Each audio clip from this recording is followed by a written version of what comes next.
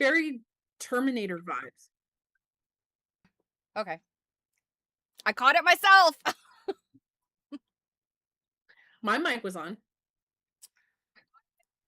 Your mic's on now, so you're good. Yeah, I know. I know. I did catch it myself though. That was a step in the right direction. I don't understand what you were telling me as I was shoveling lunch into my macaroni hole. I was asking if it was good.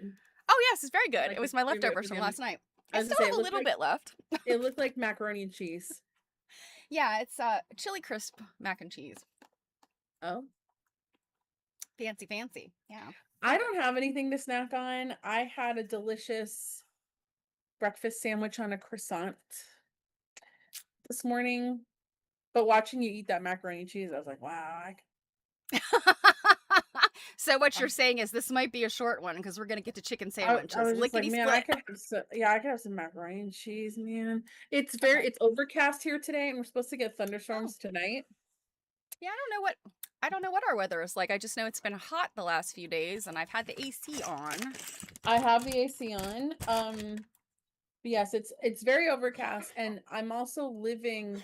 I feel like I'm living inside a snow globe, except the snow is pollen. Um, yeah, Okay, but we're at 83 right now. We're getting up to 87 by 6 p.m. and then we've got a slight chance of weather like oh, late there's tonight. no weather out there right now. No, it's late tonight. It looks like it's just showers. It's not terribly bad. So, We are also in the 80s in a dust cloud of pollen.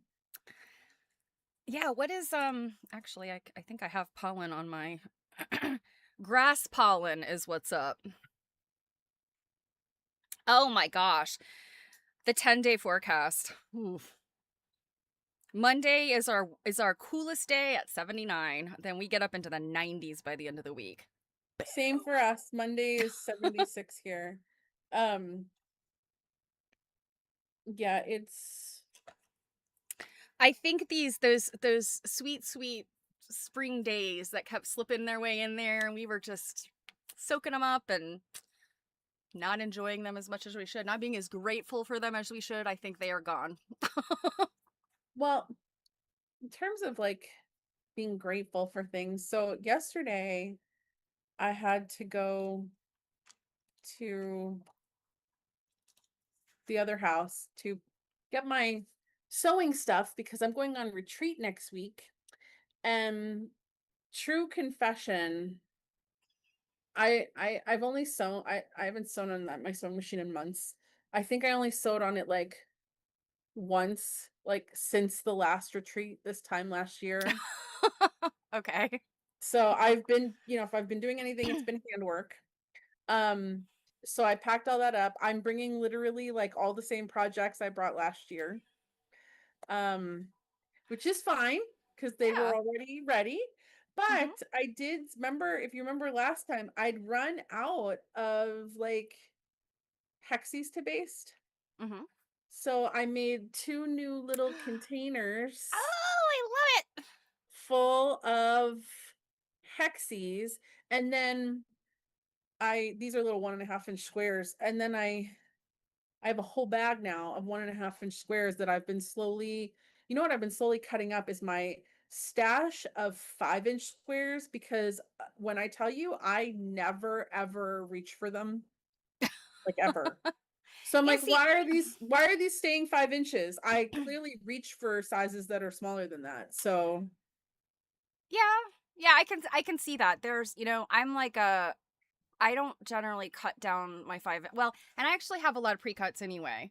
Um Back when like Cotton and Steel, like all of the designers that are Ruby Star Society back when they were Cotton and Steel, I would buy the Cotton and Steel the charm packs a lot because I couldn't always afford like to get a whole fat quarter and I just wanted like a little souvenir of that cute line they did. So I'd always buy the charm packs and I find that those actually come in handy. They're a good size for some of the work I do when I want like just a pattern.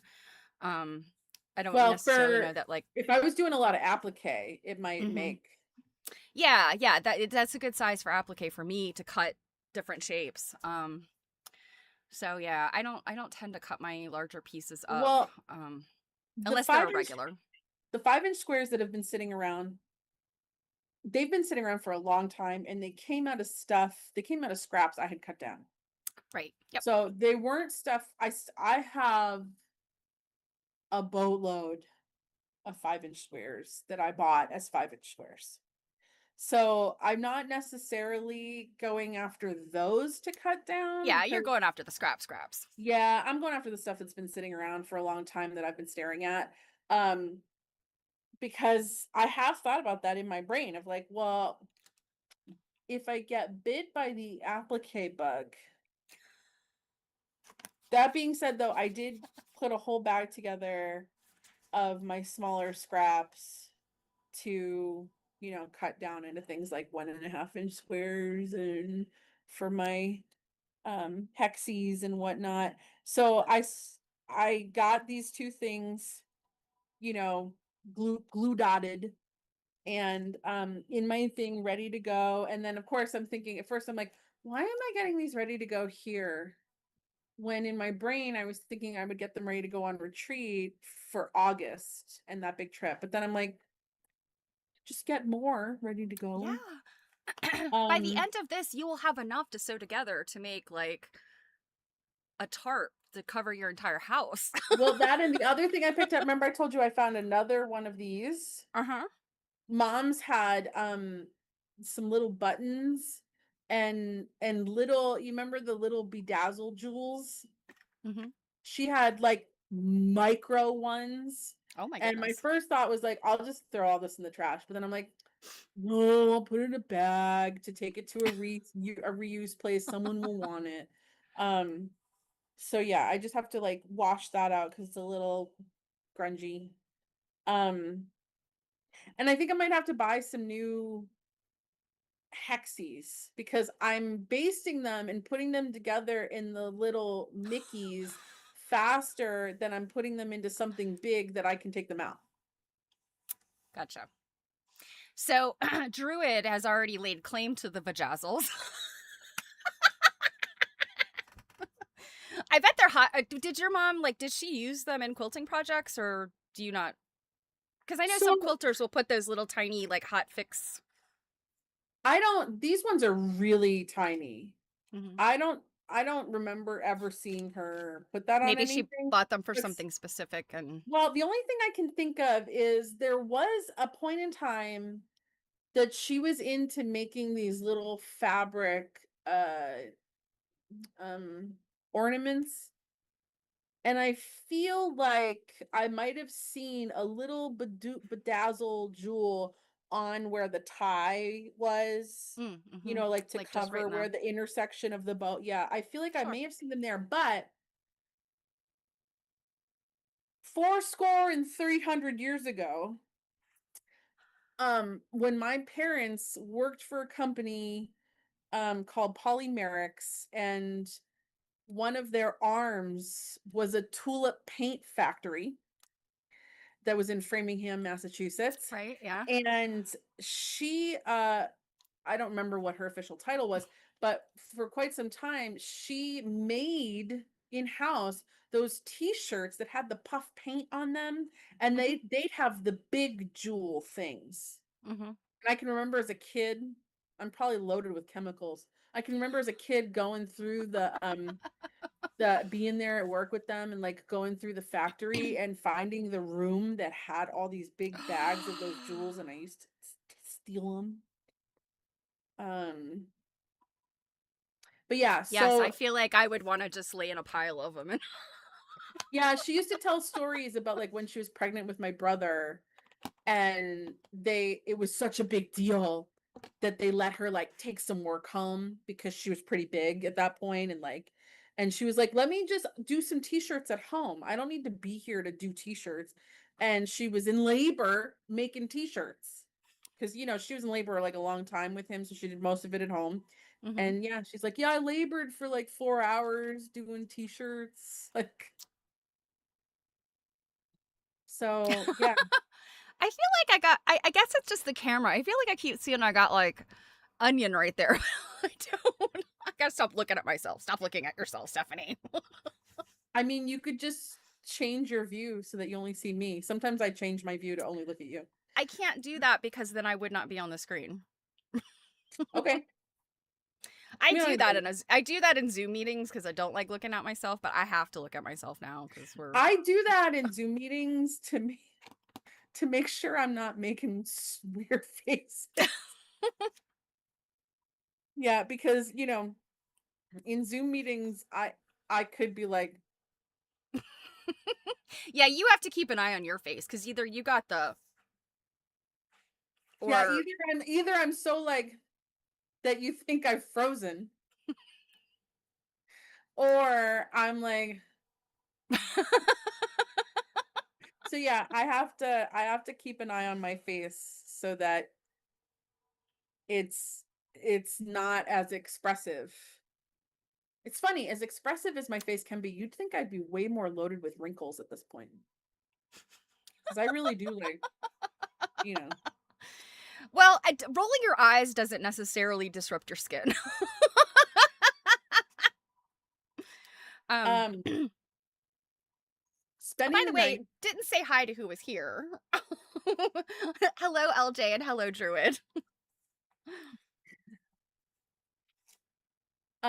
Well, you threw me off with the vajazzles. And LJ's right. It's the process when it comes to actually putting my stuff together and sewing them.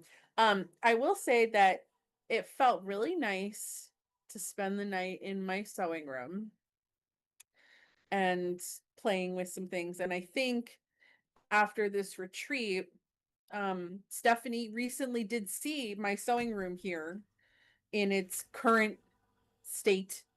Um, and it wouldn't take very much to get it to a point where I could use it. It may not be perfect, but it would Mhm. be usable. And I Yeah, think, I don't think your sewing room was like well, it's got things in there that just like are just taking up the space. Like my sure. cutting table is currently covered in my quilt collection that Well, needs to yeah, be, it does have a place to go live. It just needs to be properly packaged to go live in that place. right. Um, and then I need a chair, like a good chair for, I already have a table for where I can sew, and then I just need to move some stuff off that table. But I think when I get back, I'm going to do the last couple things that means that my sewing room can be functional um in the moment because it felt very nice. I put on a show and I was just Oh yeah. That's, I mean for people that don't understand like that don't sew and don't understand like what and I don't mean just sewing because I mean in all creative pursuits can do this for you, but just people that don't understand that sense of just like creative flow where you're just making the thing and it's going really well and you've got, maybe some background music, a podcast, a TV show, like whatever. It's just absolute bliss. And yeah, I think a lot of people they don't quite understand that, but people who sew or have, some other type of craft they do, like, knitting and spinning and weaving and all those things. mhm. Speaking of spinning and weaving, I have been listening to oh shoot, what is it? It's one of the It's one of so the good you books. can't remember. No. Well, I got such a huge stack of them. The Fabric of Civilization. Oh. Mhm. Yeah. So I had the book. It's in my stack. Okay. And while I was looking for something on, I use Libby, the app Libby, to connect to my library, and I get a lot of audiobooks that way. And I also play the Audible game, like when they will tell you come back 3 months free. I'm like okay, and I'm gonna cancel on month 4. You know what, Amazon, you got a lot of my money. You can give me some free Audible. Anyway, in between my Audible scam, I had put Fabric of Civilization on my wish list, and I think it was like the library didn't actually have the book in as an audiobook. And all of a sudden, out of nowhere, I get this notification that the Fabric of Civilization is available. It's by Virginia Pastrell, and It's kind of a mashup, I think, because I've read all these other books. So, oh, The Golden Thread, You have read Elizabeth. that? Mhm. Yeah, that's a really good book. The book Fabric, by what is her name? Finley. Is it I think Victoria it's Victoria Finley? Finley. Yeah. That I think is a fantastic book. Elizabeth Whalen Barber, women's work, the first 20,000 years, and then all of her other stuff. Um, so it's got those vibes, and you're hearing stuff that that those other authors have talked about, but just hearing that stuff over again, um, is not bad because it like really cements it in your mind. Like I sometimes struggle with getting, ancient history timeline straight. Obviously, you No, guys it's out not just there, ancient. We have a hard time with like any I timeline. was gonna say, you guys out there know I can never remember when the dates of stuff, the Civil War, World War II, all that jazz. But anyway, it's cool to hear that stuff over again in another author's voice.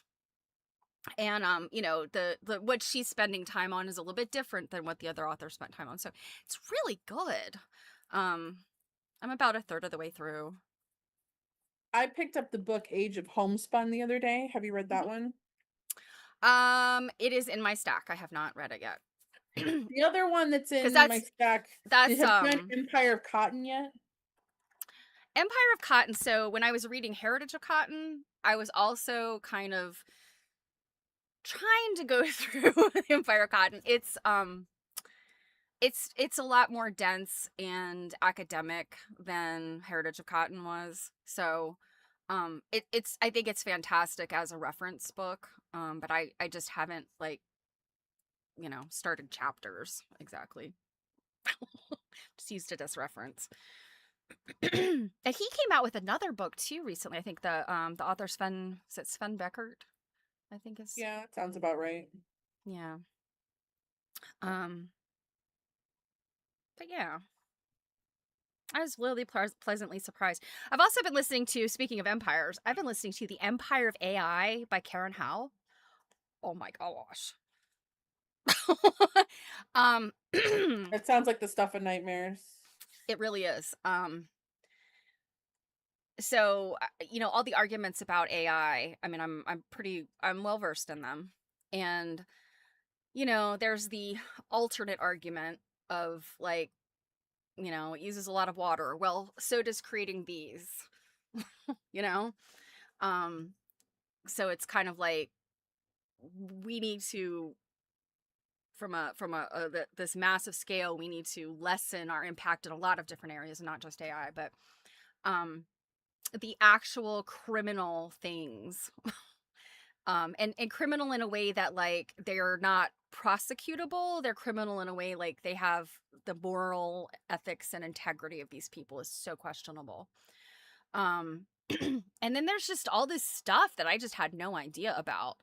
um you often hear, uh so Mechanical Turk, I mean, I assume people know what that is. You know what that is?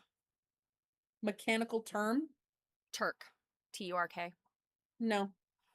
So it's I believe the Mechanical Turk originally was like an automaton of some sort.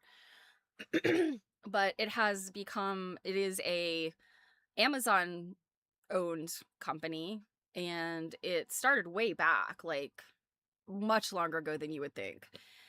But and um people were paid ridiculously tiny wages for doing, um basically it was predictive AI type of training. So for instance, you guys might remember CAPTCHA. Every now and then I run across a CAPTCHA, but not very often anymore because our predictive AI now replaced CAPTCHA. But CAPTCHA was a way, and if you don't know what I'm talking about, it's like when you go to log into something and it's like, hold on a minute, let's make sure you're not a robot. And you get that little picture that's a grid, and it'll say, like, click the boxes that have a stop sign in them, or click the boxes that have a bus in them, Mm-hmm. or something. Do you Mm-hmm. know what you were doing when you were doing that CAPTCHA? You Hmm. were training self driving cars. And some companies just still use the technology because it was a useful technology and they haven't upgraded to anything newer. But back in the day, that's what we were doing. We were training self-driving cars. So if you think about the little individual little tasks you did to answer that captcha, like, okay, here's a stop sign, that's a stop sign, that's a stop sign.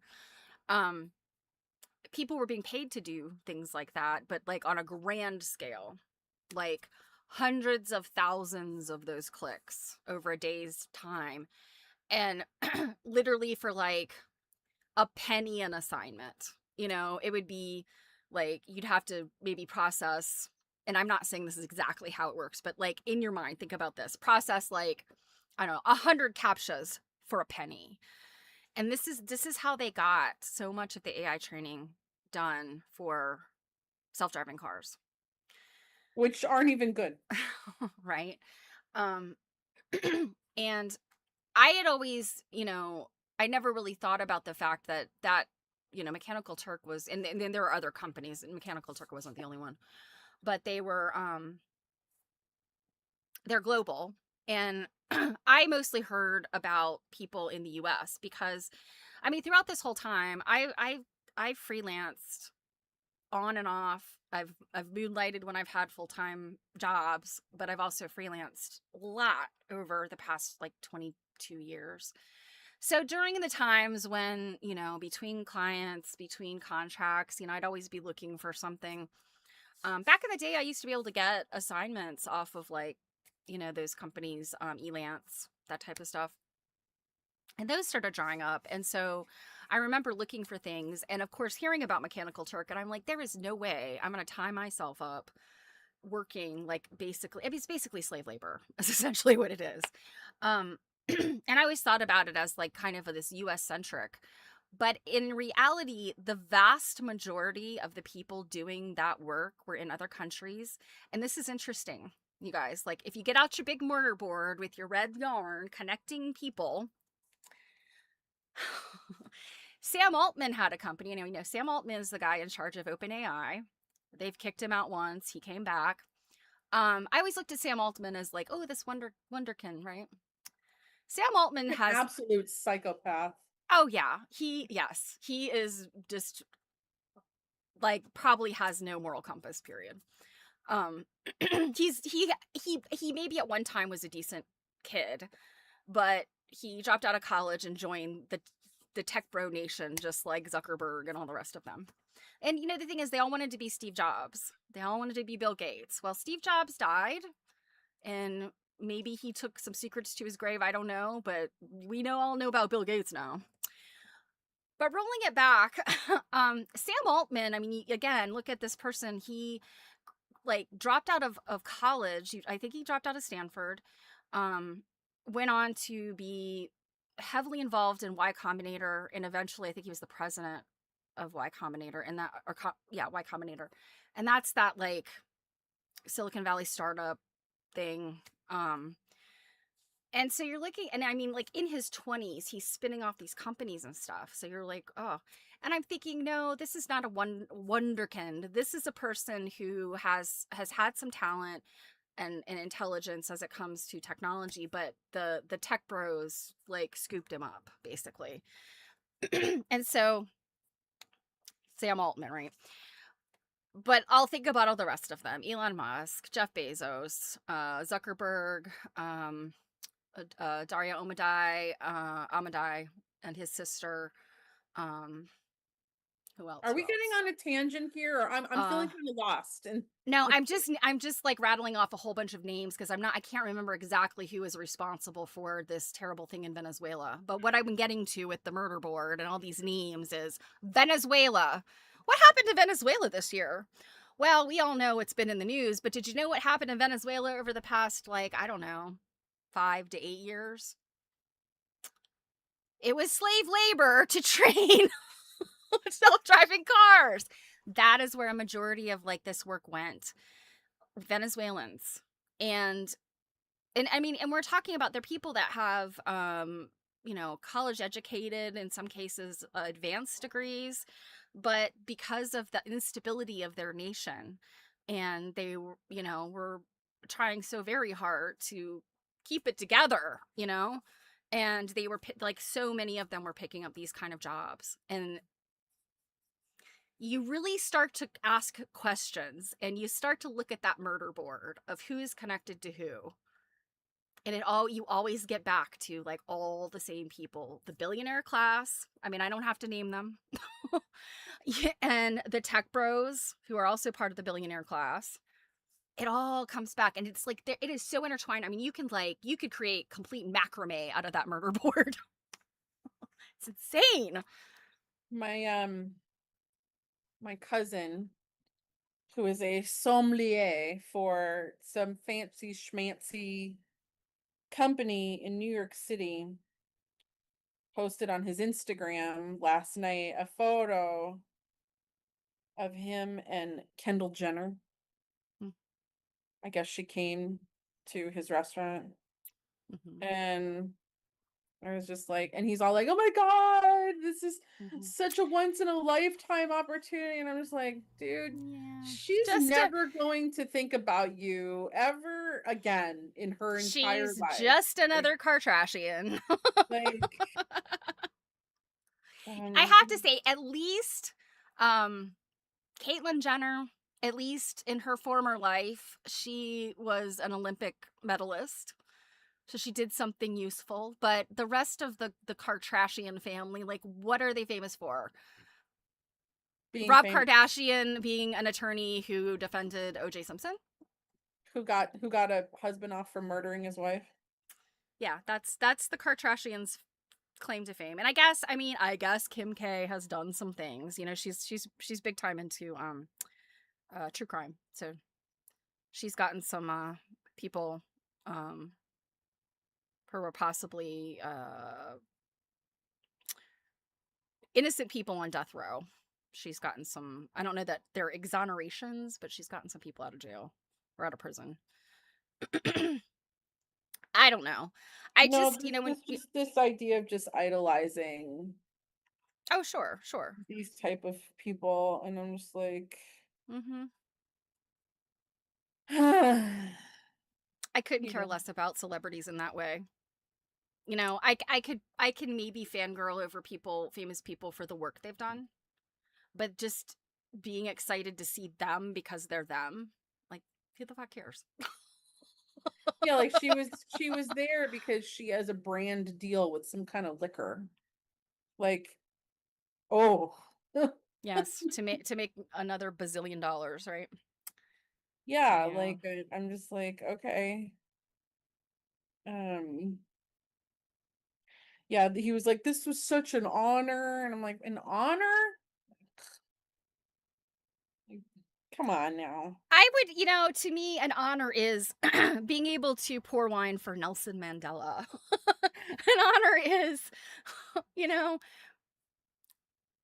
uh, oh gosh, what is her name? The exiled president of Myanmar. Was she the president? I can't remember. She's like a freedom fighter. Like, Hmm. pouring a glass of wine for that lady. There's an honor. Being the sommelier for a Jenner, ugh, who cares? It's a dime a dozen.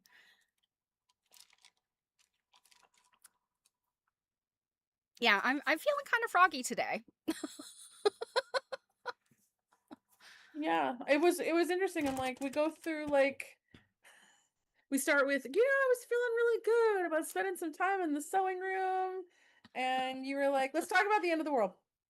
I well, no, I'm not talking about the end of the world. I hate famous people, politicians, and the billionaire class. I think they all suck. That's what I think about when I'm sewing. Um, try really hard not to think about that when I'm sewing. Not that it doesn't happen. Well, Um, and that's why I do often fill my ear holes with podcasts and TV shows and things, audiobooks, things like that.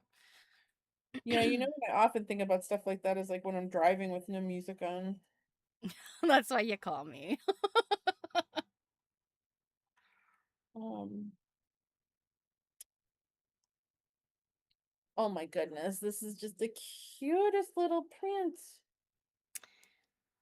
So I have started a new process with these stinking stars. Um, I Sorry guys remember. that that light's annoying, but I can't see what the hell I'm doing. It's Oh, getting too overcast out. I I'm basting the seam allowance on these, so hopefully, Oh, because needle turn on these things is such a nightmare. They are terrible. so I'm basting the seam I'm allowance. just basting the seam allowance. Um, so let's Uh-huh. see, right? So Oh, so that hold the fold down. I can just lay them down and then stitch. Trying to needle turn these, like you can't with a needle turn. At least the method that works for me is, finger pressing. You can't finger press poly cotton. It does like the very reason poly cotton doesn't wrinkle is because you can't, like it doesn't hold creases. So Mhm. it's quite frustrating to applique. Um, so yeah, can you hold the print up so we can see it? Oh, the one I was talking about? Hold on one second. Yeah, you said it's a cute print. I didn't see it. Oh, I don't LJ know didn't how either. well I'm gonna we'll see how well you can see the color. It's a tan. It's a light tan with like a, guess it's like a bluish. Oh, I like that little squiggly. That's cute. That is cute. Yeah. It's reading It's as green, like a hunter green on my screen, it's but not. It's like a dark blue. Um, it's hard sometimes when I'm basting these little baby hexies because, see if I can find one. Yes, it looks like a repro print, which is why I like it. Um, because like depending on how big the print is, like you're really not sure if it's gonna like get onto this little square or not. Cause like when I'm basing them, I'm taking this 1.5 inch square. mhm. But like once I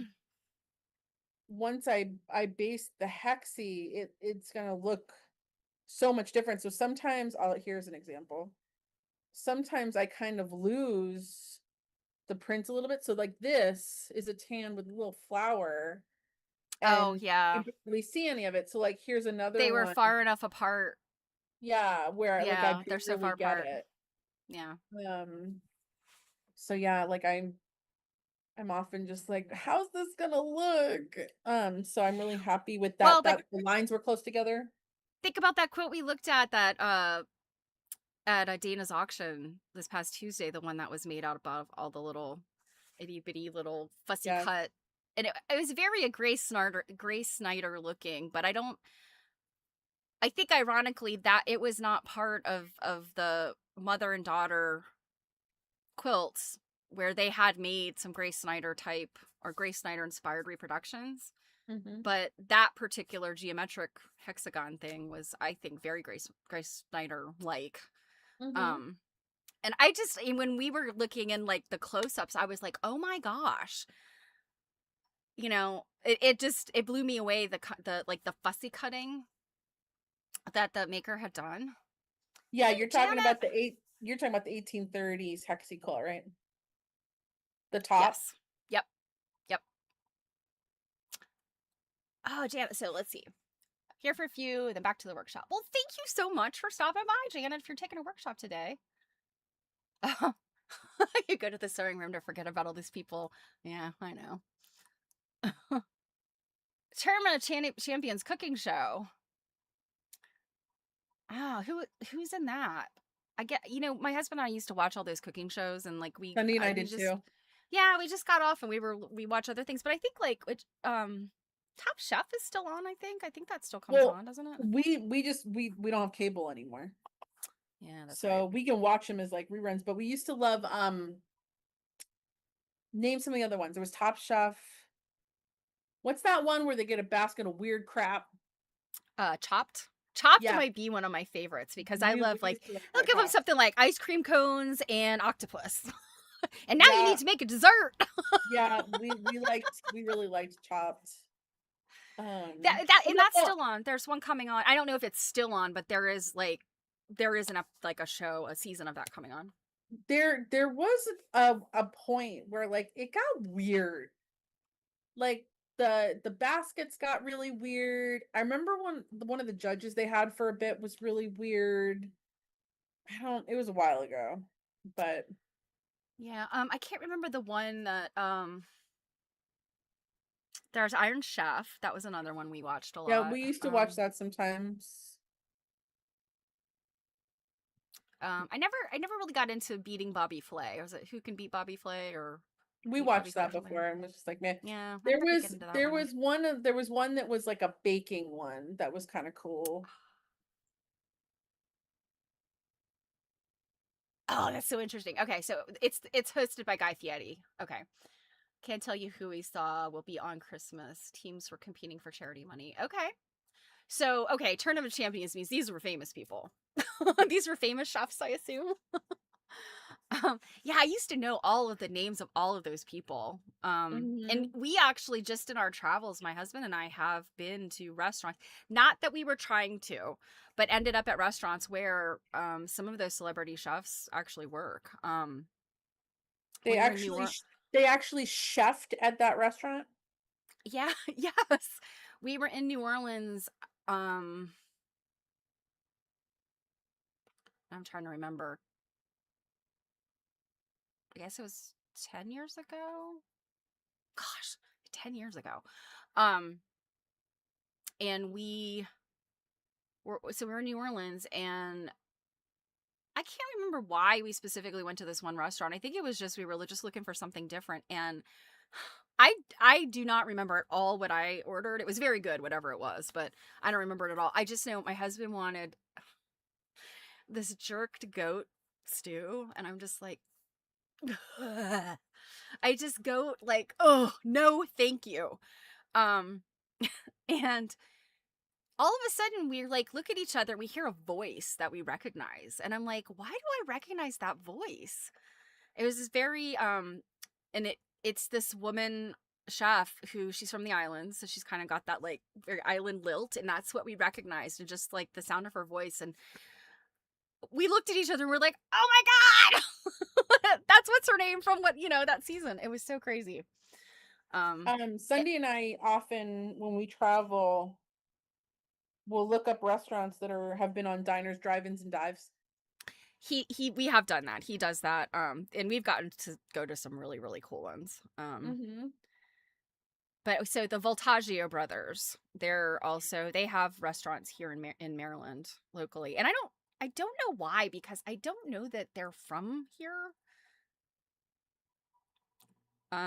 But the one brother had several restaurants out in Western Maryland, and then the other brother had one here in Baltimore. And I don't know what the status of those is. I think that they all closed down. Um, yeah. See, we got to food already, and it's not even 3 o'clock. But by the Tell me way, about it. you guys Hey, I mean, see? I see my new conquest here, the gummy bears. every time now that I see that quilt, I don't know, like you probably would have been too old for this, but when I was a kid, there was a TV show called Gummy Bears. And I think of the theme song now when I see that it's gummy bears bouncing here and there and everywhere. Like it was cute. It was a cute show. Yeah, I'm not familiar with that. I figure um, I was, generation after you. yeah, yeah.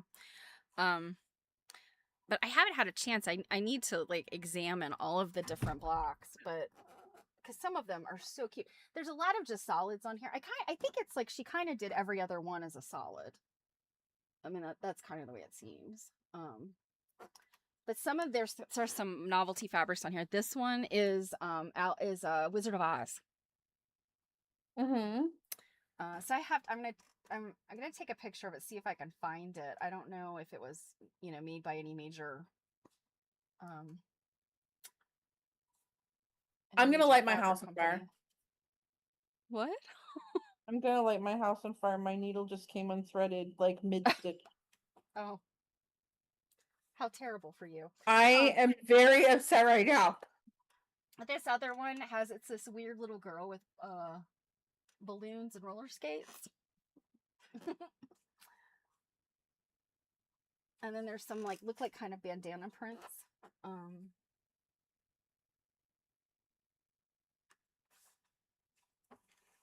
but anyway, she, you know, Dana had it listed as 1970s. Um, and I mean, I generally agree with that, but I think there's some of these fabrics I really strongly feel they're from the 60s. Well, But I mean, okay. it could be scrap bag, you know. I was gonna say that doesn't mean the quilt's not 70s. Right, right. I agree with her that it's probably 70s, but it is all like with this I'm pretty sure is poly cotton because it just has Mm-hmm. that feel. But I think most of this quilt is cotton. Um, I think pretty much all of these feel like cotton. So actually, I have a black light here. I can look and see. My dog is having a fit right now.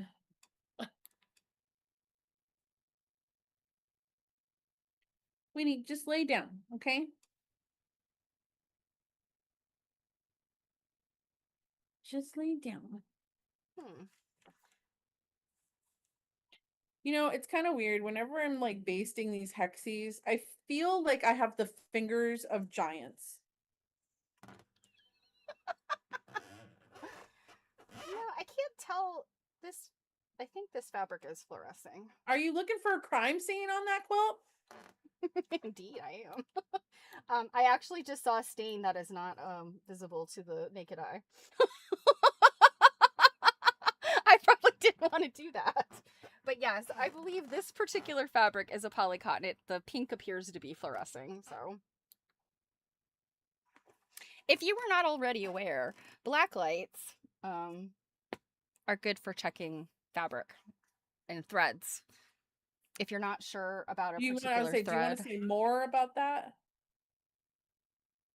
Druid wants you to show her whatever you just found. the stain. So, so cotton and poly will. I don't know. I don't know if this will show up very well. I actually have a picture on my um my Instagram from, yeah, see, I don't think it's gonna, Yeah. you're not gonna be able to see it, Oh, but oh no! I just saw it light up. Go up, go back, bring it over a little bit. The fabric. Bring the fabric over into the camera the other way. There you go. Keep are you going getting over. it? I saw it light up in the other corner of the fabric. Yeah, see it? The green? Is that what we're seeing? No. No? This shows up as it turns like, oops. The pink will turn fluorescent. It looks like fluorescent pink. Oh, no, I was talking about a stain on it that Oh. Yeah, there's a stain. So you could see this stain, right? yeah. Yeah. There's a stain right below it. See if I can get it to show up again.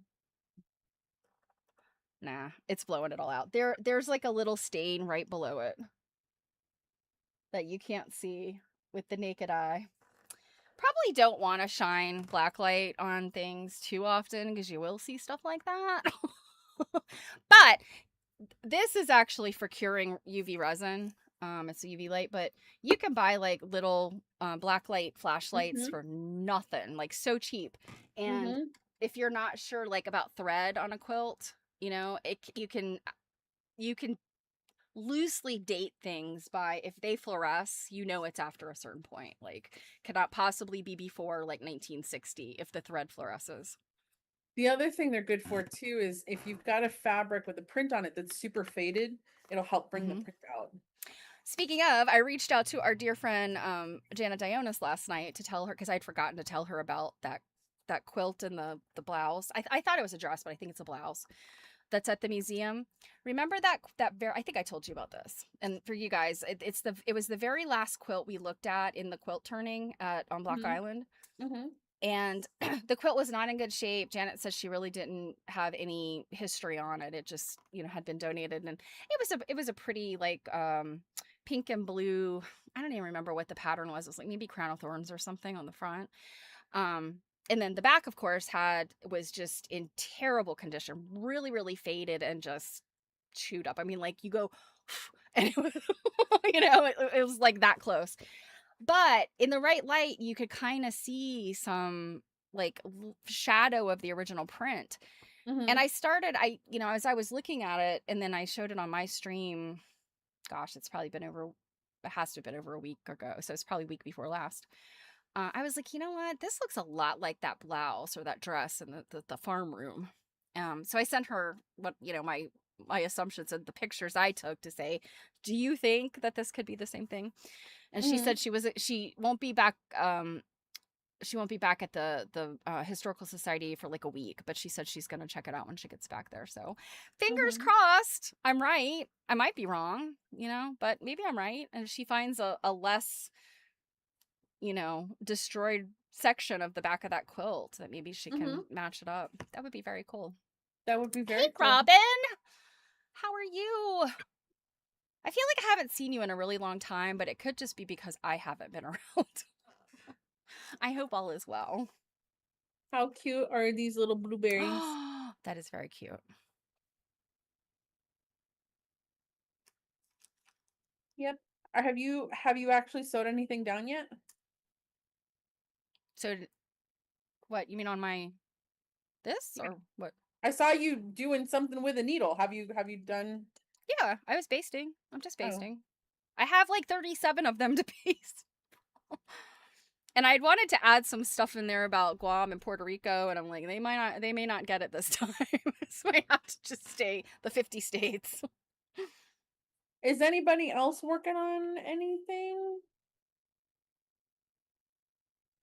Oh, good. I'm glad you're doing okay, Robin. Um, yeah, what's everybody else doing today? And is it hot where you are? I gotta tell you, I am not excited about summer, like really pretty much being here. Agreed. I'm also even like less excited about being in Nebraska in August. Yeah. Yeah, it's supposed to be hot there, right? Why is Well, it hot everywhere in August? I was talking to apparently the camps get really, really humid there. But I was talking to s- you know, someone that lives there and was like, "Oh my god, you are going." I was like, "I might as well. I'm just gonna burst into flames anytime I go outside anywhere." So I was like, "Just be prepared that like I'm never wanting to go outside. Like outside has to be something that happens fast as I jump from air conditioning to air conditioning. Like, um, Like transporting a fish from one bowl to the other. You're like, yeah, fish, hold your breath. well, it's one of those occasions where I'm like, "Oh my goodness, thank God I don't smoke anymore." Oh, Oh, yeah. Well, that certainly would break you of a smoking habit if you had to go outside every time. I mean, for years it did not. Um, but I'd almost rather be out in the frigid cold instead all the time. Yeah, well, I mean, like I think many of us often say, at least in the winter you can put on more. You could bury yourself under. I mean, you eventually, as long as you're not out in like, below zero for a long time, you can always warm yourself up with your body heat if you have quilts and things. But Mhm. you can't take your skin off. Oh my God, and believe me, there are definitely times I want to. Oh, my allergies are Oh, awful today though. so Robin says, sort of hot at 88 yesterday. Winds came and cooled it down. Well, you know what? You are cooler than we are. Currently 74. Okay. Robin's in Nevada. It is colder in Nevada than it is here in Maryland and Massachusetts. LJ's got windy, mid 80s in Tennessee. Okay. Oh, well, and it's important to point out that Druid has had a shower and is sitting around in a Yes. clean nightie. I too have had a shower. And I have pants on. I don't want anybody to think I'm only wearing this t-shirt. And by the way, have you seen this? No? Is it said on the bottom she or something? Is that the Sheep and Wool Festival? The Sheep and Wool Festival. Meh. Yeah, this was the cartoon this year, and I thought it was cute. Mm-hmm. Um, I mean, it was the logo. It's very cartoony. It's cute. In Mm-hmm. previous years, I've been like, I don't need a picture of a sheep on my chest. Ooh. But yeah, this is the LJ's cutting stars. was put on clothes. You know what? If you live alone and nobody's around, I don't think it matters what you put on your body. Even No, if you live with other people, you know what? If they don't like you walking around, okay. I could go too far there. no. When I was living by myself in North Carolina, if I didn't have to leave the house for any reason, I would categorize my style as disheveled. Well, I mean, many of you see me 2, 3 times a week. You guys know what I look like. It's what you see is what you get. I bathe. I just don't do much else. I'm like at that point in my life, you know what? Like, this is what you get. I'm not going to make it pretty for anybody else. I'll make it pretty every now and then for me, but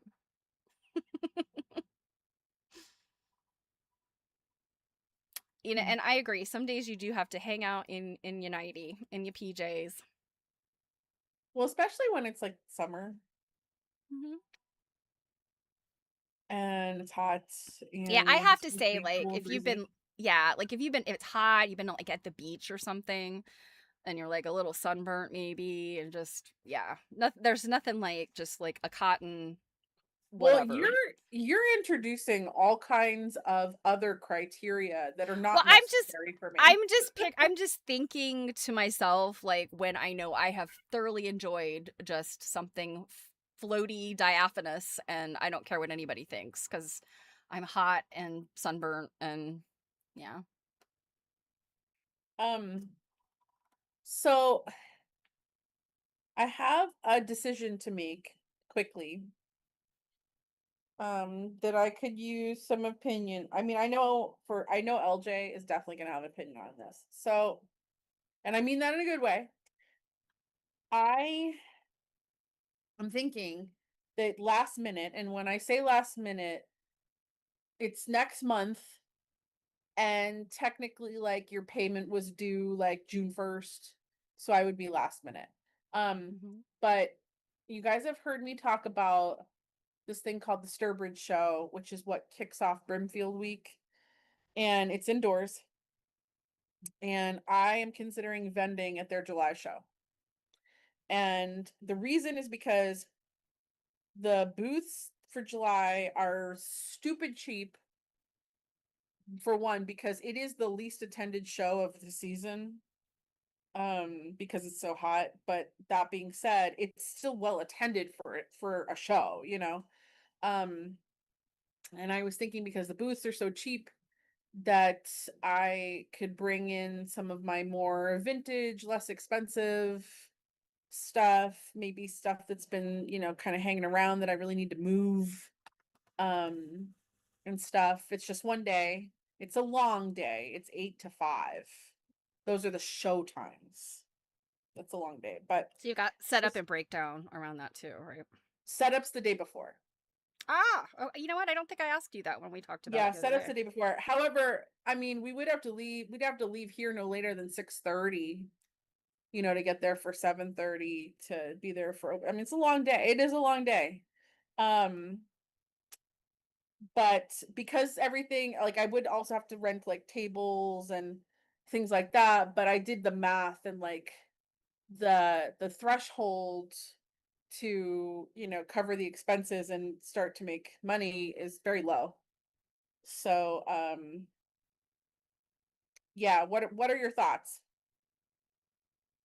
Steph, you can tell everyone what your thoughts are to get them started. Well, when she did announce that I was not required to come up and be her schlepper, I'm kidding. Yeah, I mean, I looked at it from the perspective of, if you feel like you can balance the cost, the cost of the booth and the tables against, you know, what you estimate you would sell, and you're okay with it being a 1 day thing where you have to like set up and break down, you know, within a short period of time, I mean, why not? Um, what's funny, someone else had been like, well, you know, would the flip side be you selling out in the fields for multiple days? And generally speaking, unless we have a pretty chilly July, and when I say that, I mean like in the morning.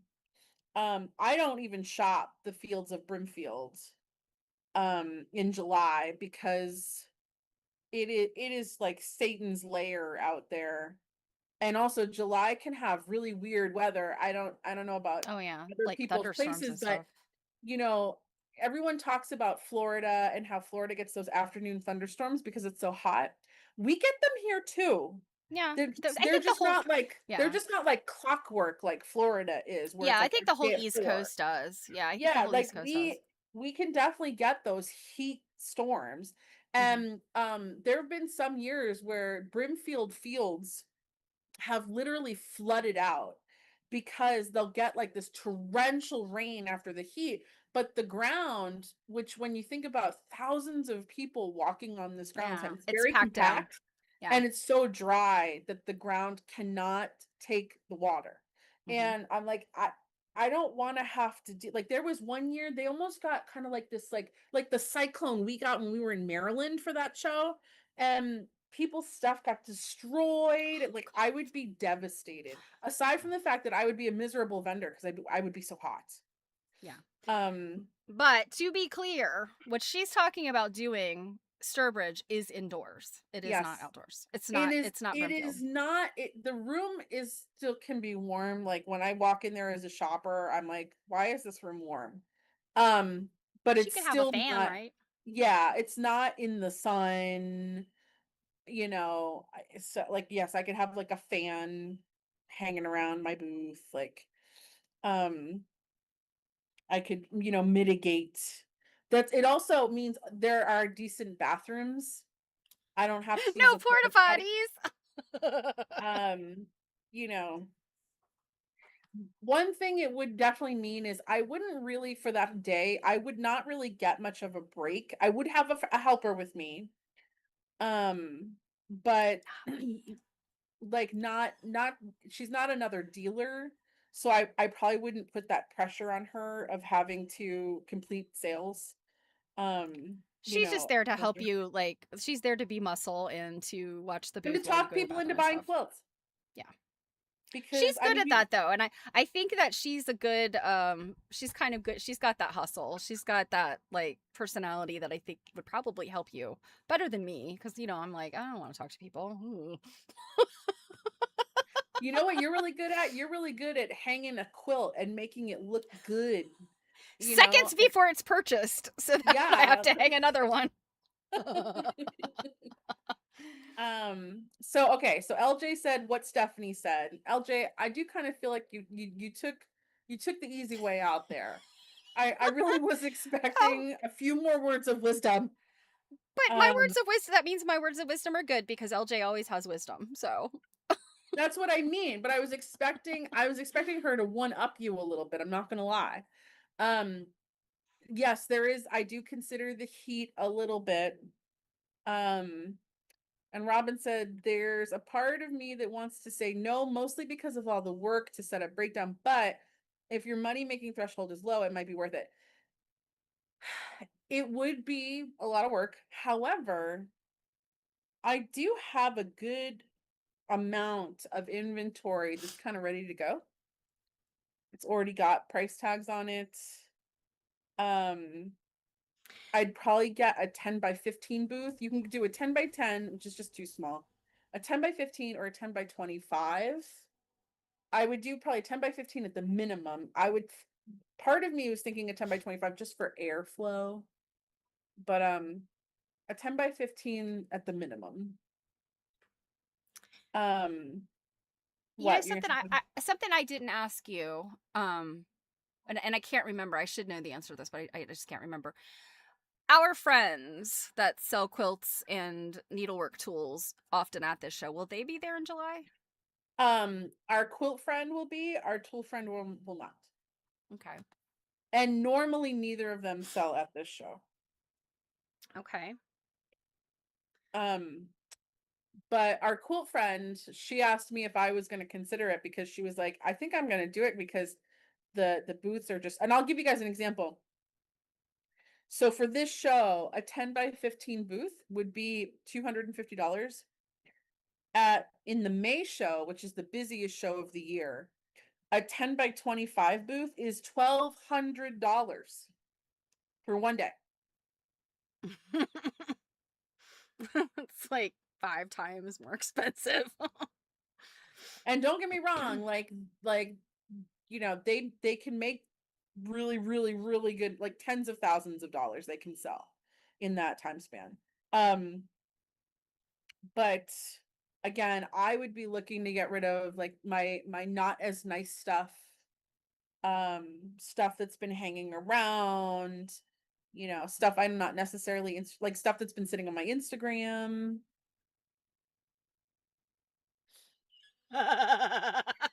It would never happen in Druid's World. I don't think it would happen in Druid's World if it was on an ice floe. Because she's like Well, me. Like, ugh, again, people. this is inside. It is inside. Yeah, That is the so one good so thing. there is air conditioning, there is air moving, like Is it at like a, I can't remember, is it like at a hotel or some kind mhm, of thing like that? mhm, Okay, it's like a convention center hotel sort of thing. yep. Yeah, yeah, I think, I mean, we kind of had a bit of a talk about this the other day, and or was it yesterday? I can't remember. Um, I think it is one of those things. I mean, I guess so. That time of year, I mean, is there tourist flow? Is it, or is it just sort Yep. of the okay? I mean, the biggest thing is still gonna be Brimfield because even though it's like Brimfield is the least vended show and the least attended show, that being said, there's still thousands of people. There's still thousands of vendors and thousands of visitors, you know?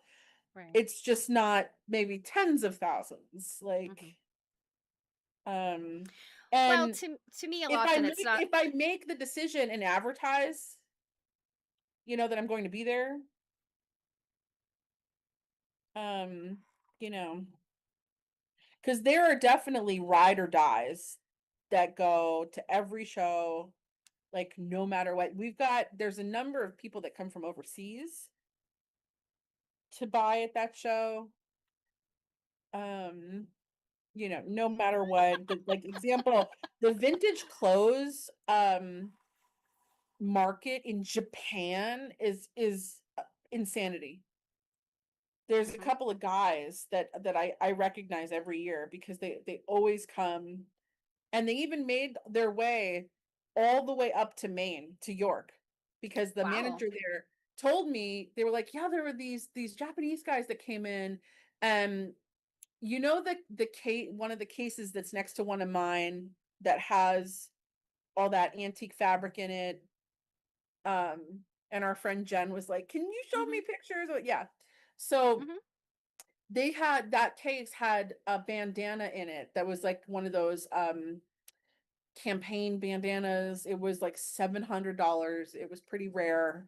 Hmm. And my manager's like, yeah, these guys from Japan came in and bought this bandana, and I was really surprised. I'm like, I know, and it was right before Brimfield. I said, I know exactly who you're talking about. Um, and yeah, they come with like these massive bags, and they're buying tons of stuff. And then they And ship it all yeah, back, and they have like a thing in Japan.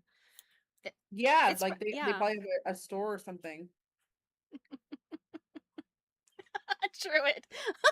You crack me up. Because we feel the same about people. Like, oh, the people. Ugh.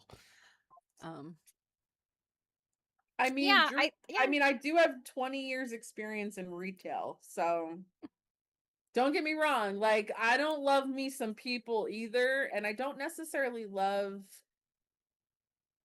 like the craziness sometimes, but that's why again, like this show won't be as crazy as other ones. Oh, and Druid said that's how I feel about QuiltCon too, or any convention for that matter. Um, I get Yeah. overwhelmed at things like that. Even though I want to be there, like I want to be a QuiltCon, but QuiltCon overwhelms me, parts of it for Hmm. sure. Um,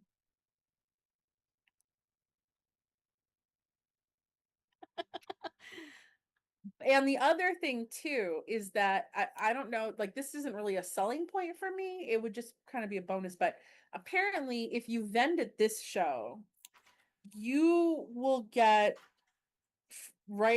first right of refusal to vend in the September show, which is the second biggest of the three shows. Like May's the biggest, then September, then July.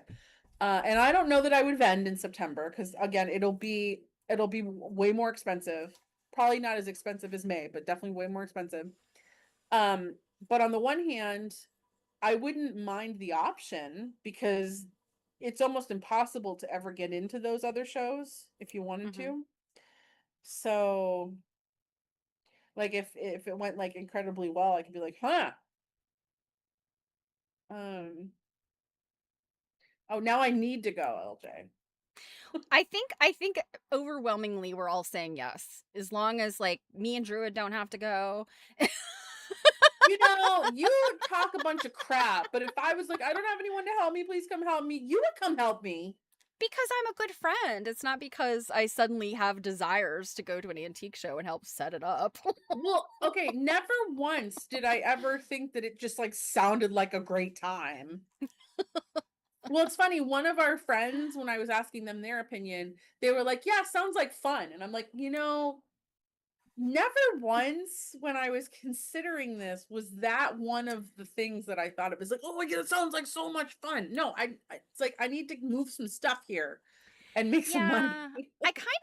I've always kind of felt like, I mean, my mom did the craft show circuit back when I was a kid, and I know that there's these people that just love to do things like, love to get out there, put their stuff out there, talk to people, they're people. But I feel like a lot of like artists and makers and sellers and dealers, like the shows are sort of the necessary evil to make money. It's like you kind of have to because it is the best way to make a big pile of cash on a weekend, like, or over a few days' time and move your inventory and make room for new Mhm. stuff. Mhm. It's kind of a necessary evil, I guess. Yeah, I guess if I was potentially going to start doing some shows, that this would be the kind of show I would do because it has such a big following. Um, we do have some friends that kind of go around things in the country to do shows, and like, yeah, that's not for me.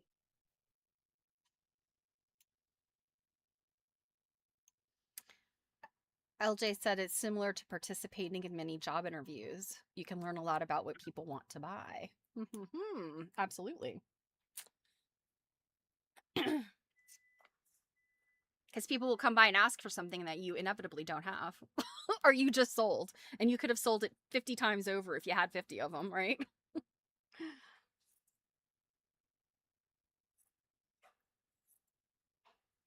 So I realized something else about these stars as I was cutting them out, because the person that um, embroidered them, they were just traced out on this white fabric and then embroidered. So I have to cut the stars out. Well, they didn't think about seam allowance and they just butted the stars like any old way.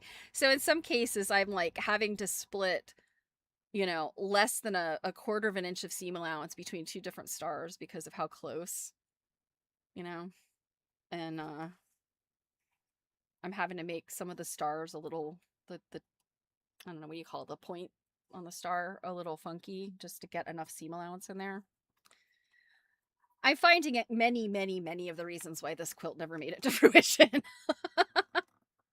But it's okay. I'm going to make it work. I'm going to make it happen. Robin says the more you talk about it, the more it sounds like you've already decided to do it. Robin, you say that, but like, I have not sent in a check. Um, I just asked some questions. You know what else too, y'all? is I am really like overloaded right now with quilt tops.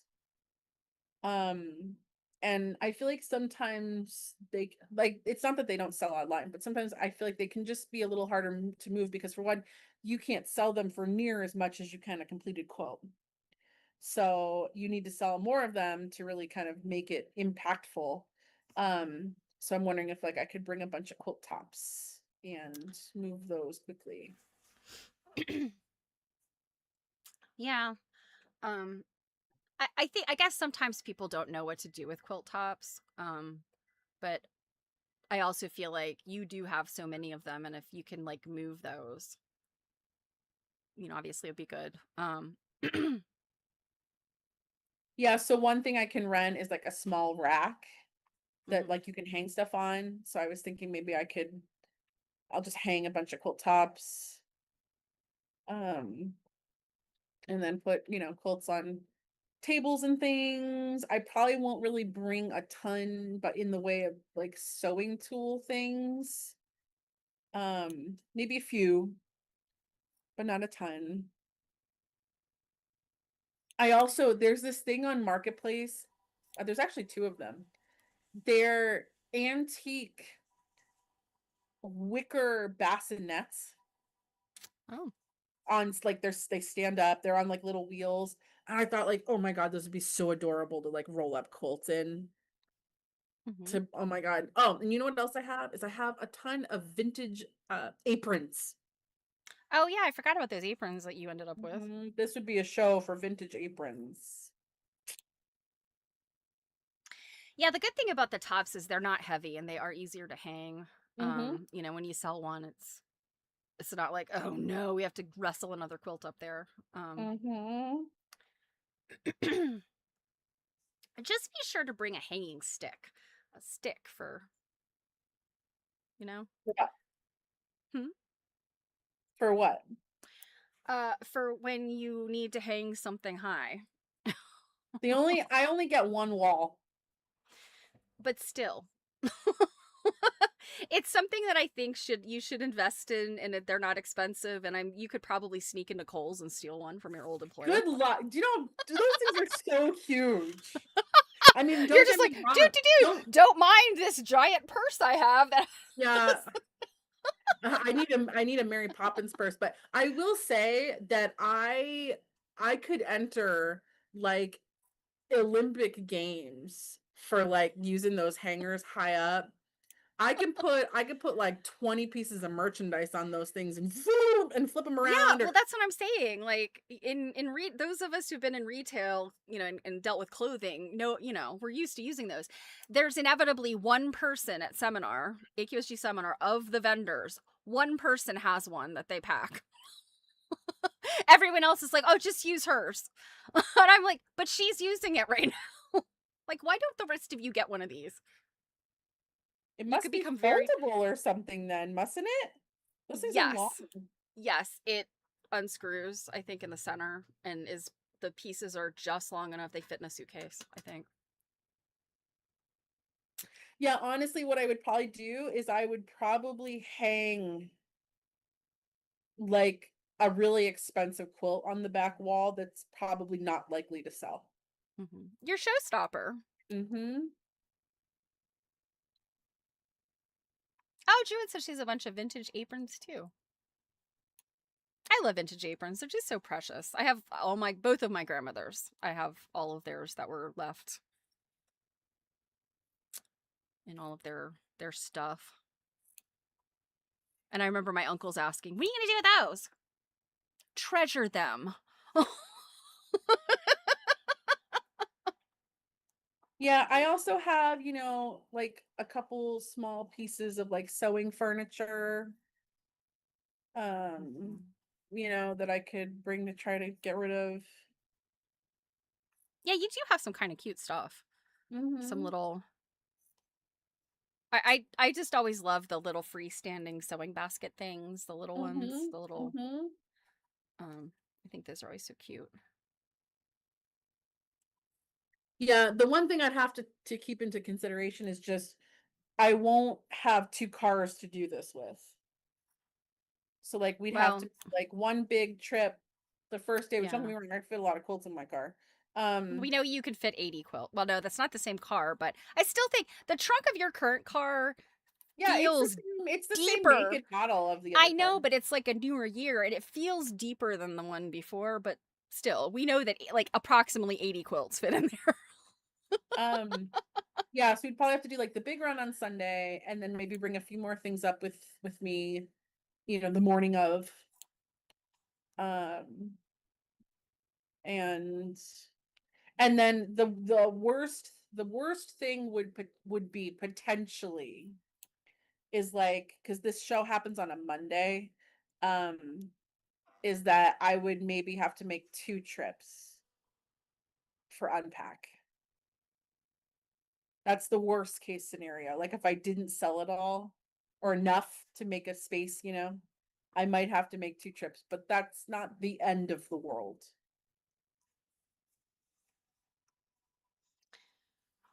So, Drew, I you say you stuffed them in the bottom of the china cat. Do you wear yours? Do you wear them for any like I mean actually cooking or because I might feel like vintage aprons. Some of them are they're in good condition. You can just throw them in the washer, right? Druid wants me to set up, like, a hot dog stand, or I could, just open the trunk of my car and they're all, like, attached, so they're all, like, hanging as I open the trunk, Like you I don't know? know. I just I picture those oh gosh, you always see them in DC like when there's a big event. It'll be like a combination like cold drinks, tchotchkes, t-shirts, and falafel. Or well, you know what it makes me think of is, like, the times you have bought quilts out of the trunk of my car at the diner in Pennsylvania, Yeah, or that diner has seen a number of quilt deals, yep, car trunk quilt deals. um, or, like, like, you see in, like, movies like Coming to America, the guy walks up with the trench coat and he, like, opens his trench coat, like, "What can I get you?" Like, and he's got all kinds of stuff in his trench coat, like, I could do that with quilts. Yeah, in your case, it would be quilt tops and clamps. Oh, they wouldn't fit you. Oh, your aunt made them. Oh, that sounds sweet. The Sunshine Family Craft Camper. Oh my gosh, Druid. I keep thinking of you because I started looking at the Sunshine Family stuff on eBay, just like, just window shopping it because they keep coming up with my bicentennial searches. Like whenever Mm, I search bicentennial stuff to like just take screenshots of things. And mhm, yeah, the Sunshine Family. They have there's a house, a camper, a little Jeep, and then their little craft store. And I had never realized there was a little craft store. I don't know why I never had Sunshine Family stuff. I think probably just because they were in that um like kind of in the Barbie realm. And for whatever reason, not my grandparents and my mom like just were not into buying that stuff. And mhm. I guess I didn't ask for it. I don't know. But yeah, the Sunshine Family is so cool. And their little craft shop, they have a little spinning wheel. Um and like what else is there? Is it like a pottery wheel, I think?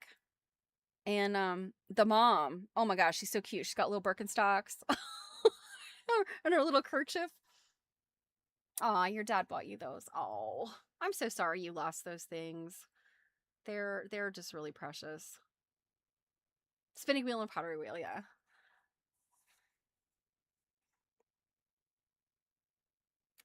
They yeah, I knew what they were. I'd seen them before, but I just because and they were selling them like the year I was born.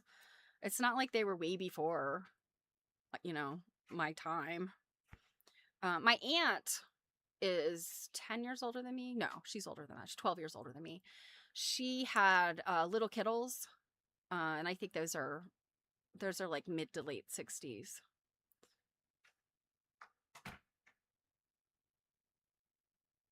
And so I always played with her dolls.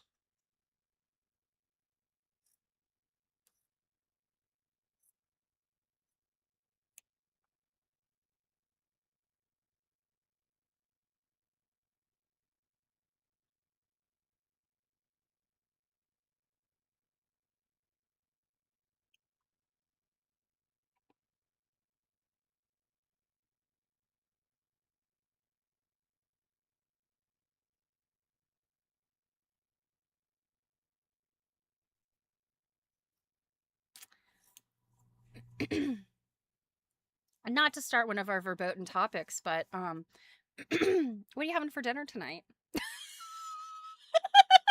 No, um, because I wasn't here last night and I got here, like an hour or so before the stream, we haven't had time to discuss it yet.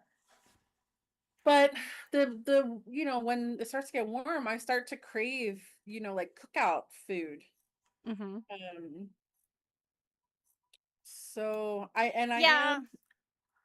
am still, if for those of you that were around for our last like Stitching Glitch where I was talking about some female issues I'm going through at the moment, I still have to build up lost iron. I can still get it takes like 8 to 12 weeks to rebuild Oh, lost good iron, grief. especially when I it did. gets really low. Wow. Um, so I can still tire pretty easily when I'm doing like physical stuff. So yeah, I always have that in the back of my head of like, am I eating stuff that has iron in it?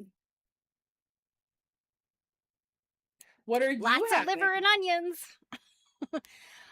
I think we're either gonna have hamburgers or pizza, and because I do those meal kits, and we have one that's like I don't know, it's like spicy Korean gochujang burgers or something like that, and then the other one is I think it's like baked potato or a potato skin style pizza. But the thing is that they have like you get the pizza dough and everything. It's not just like a flatbread or something. It's like actual pizza dough that has to rise. So I guess it depends on how I'm feeling. Because a burger's kind of faster to cook than you have to let the pizza dough rise twice before you can cook it. I love that, Druid. The tangerine peels. And I know all of the colors in that toy set were like the seven colors of the 70s. So like brown, gold, orange. And I think the only color I don't remember seeing in all those pictures on eBay was avocado green. And I mean, when I was a kid growing up, like we had my mom's mother was the only one who never had that stuff. My dad's mother, her entire kitchen was the burnt orange and the avocado Oh my God, green and the I harvest gold. My mom had a harvest gold refrigerator and an avocado green stove. so when my mom bought the house in Natick, the bathroom downstairs was that gold, and it was the sink and the toilet. The toilet's been replaced, the sink is still that color. And up in the bathroom, um the toilet was the avocado green, and the sinks and the shower were the green. The toilet's been replaced, but the sinks and the shower are still the same color. I don't hate it. I do know in you order to know, sell the house, we'll have to update it, but I think people are so against those colors, but I really feel like with the right kind of like wallpaper or paint and modern accessorizing, I think you can really make that stuff cute, in today.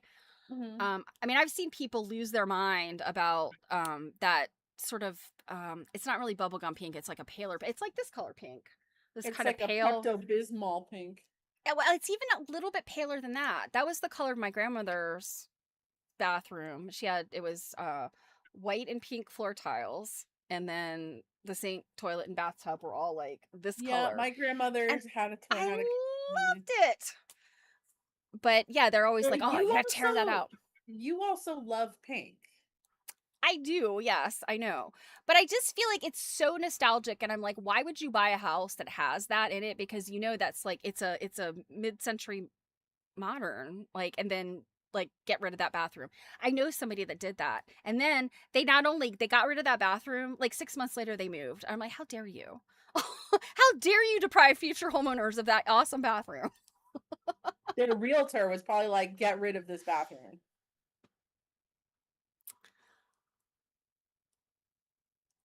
Oh, the strawberry carton for babies' playpens. I love that, Druid. I used to do stuff like that too. And I do it now. I'm always looking when I like anything that I need to throw away or recycle. I'm like, could this work in a dollhouse? Which one of my animals would work with this?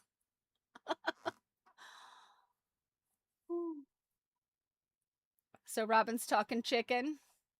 Yep, yep.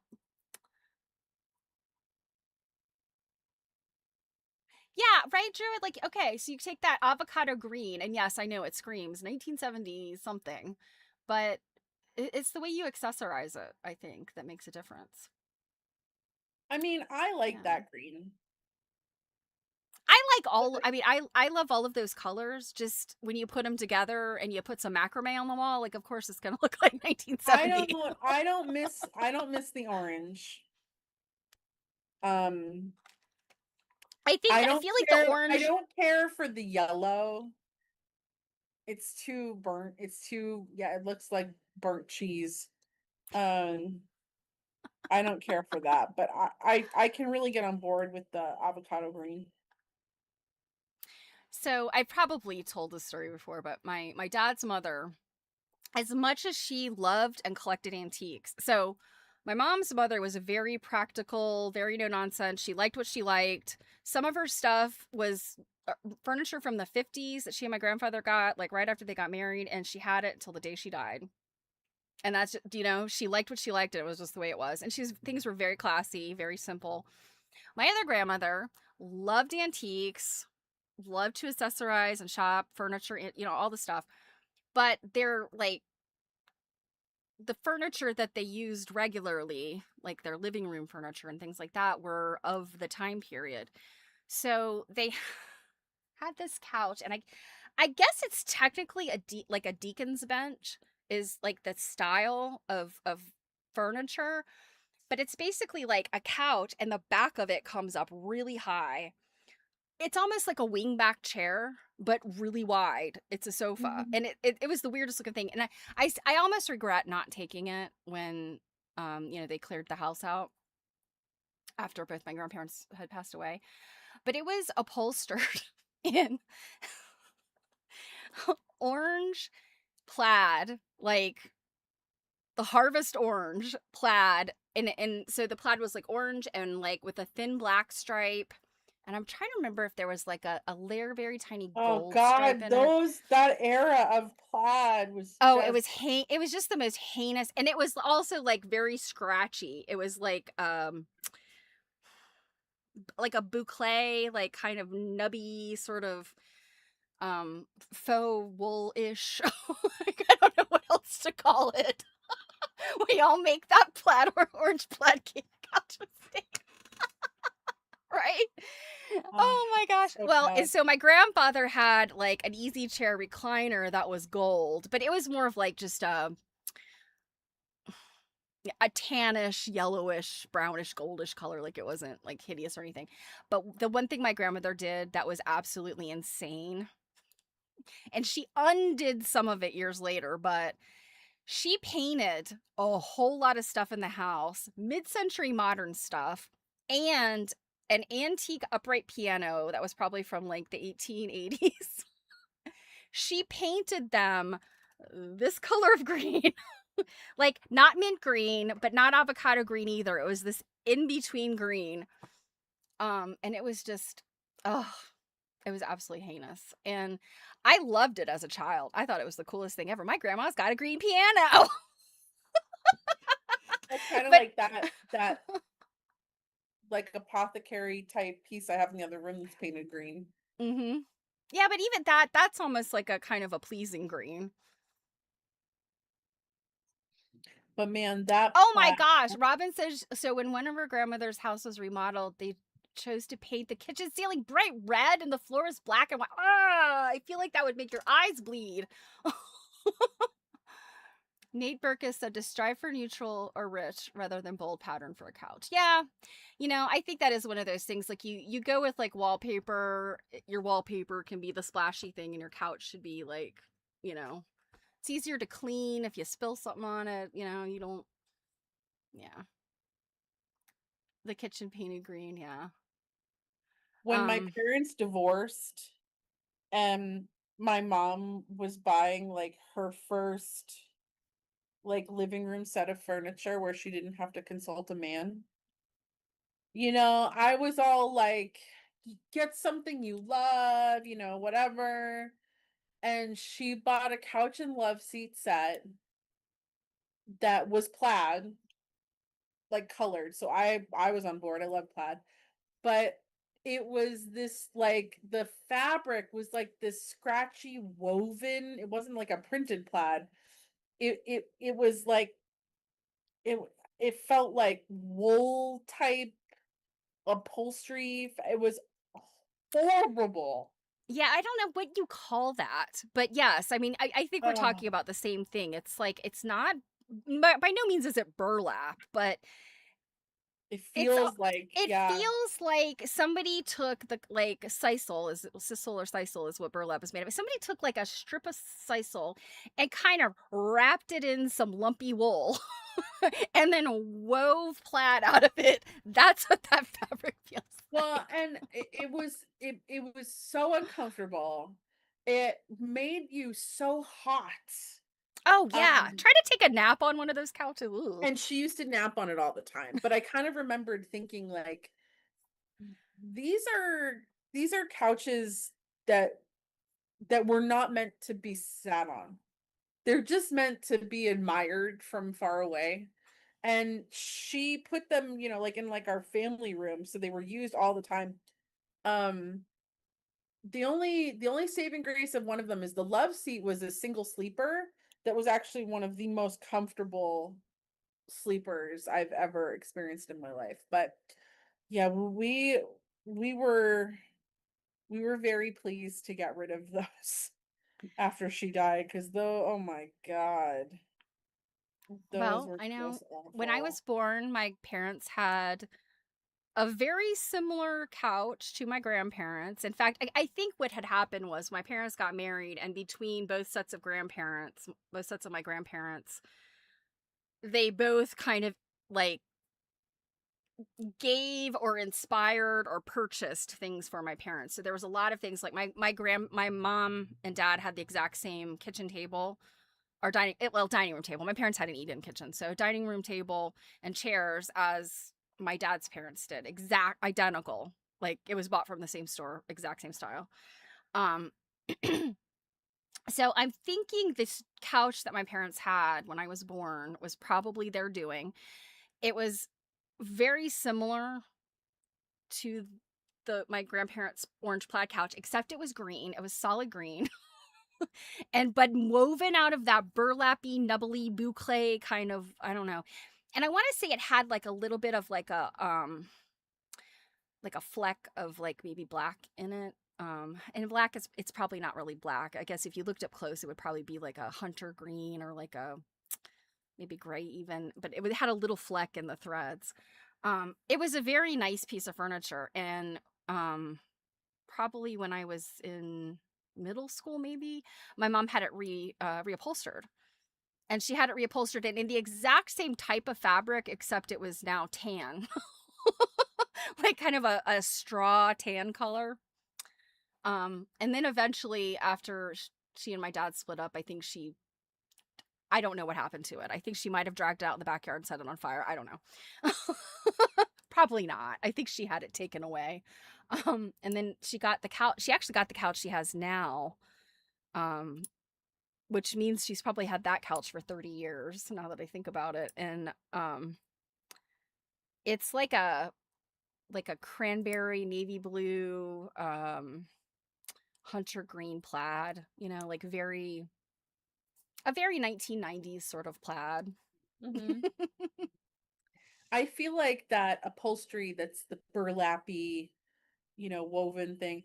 I feel like the only thing that that upholstery is good for is like if you're someone that tends to sit on your furniture naked, you bought that furniture to like exfoliate your skin while you're watching TV. Like,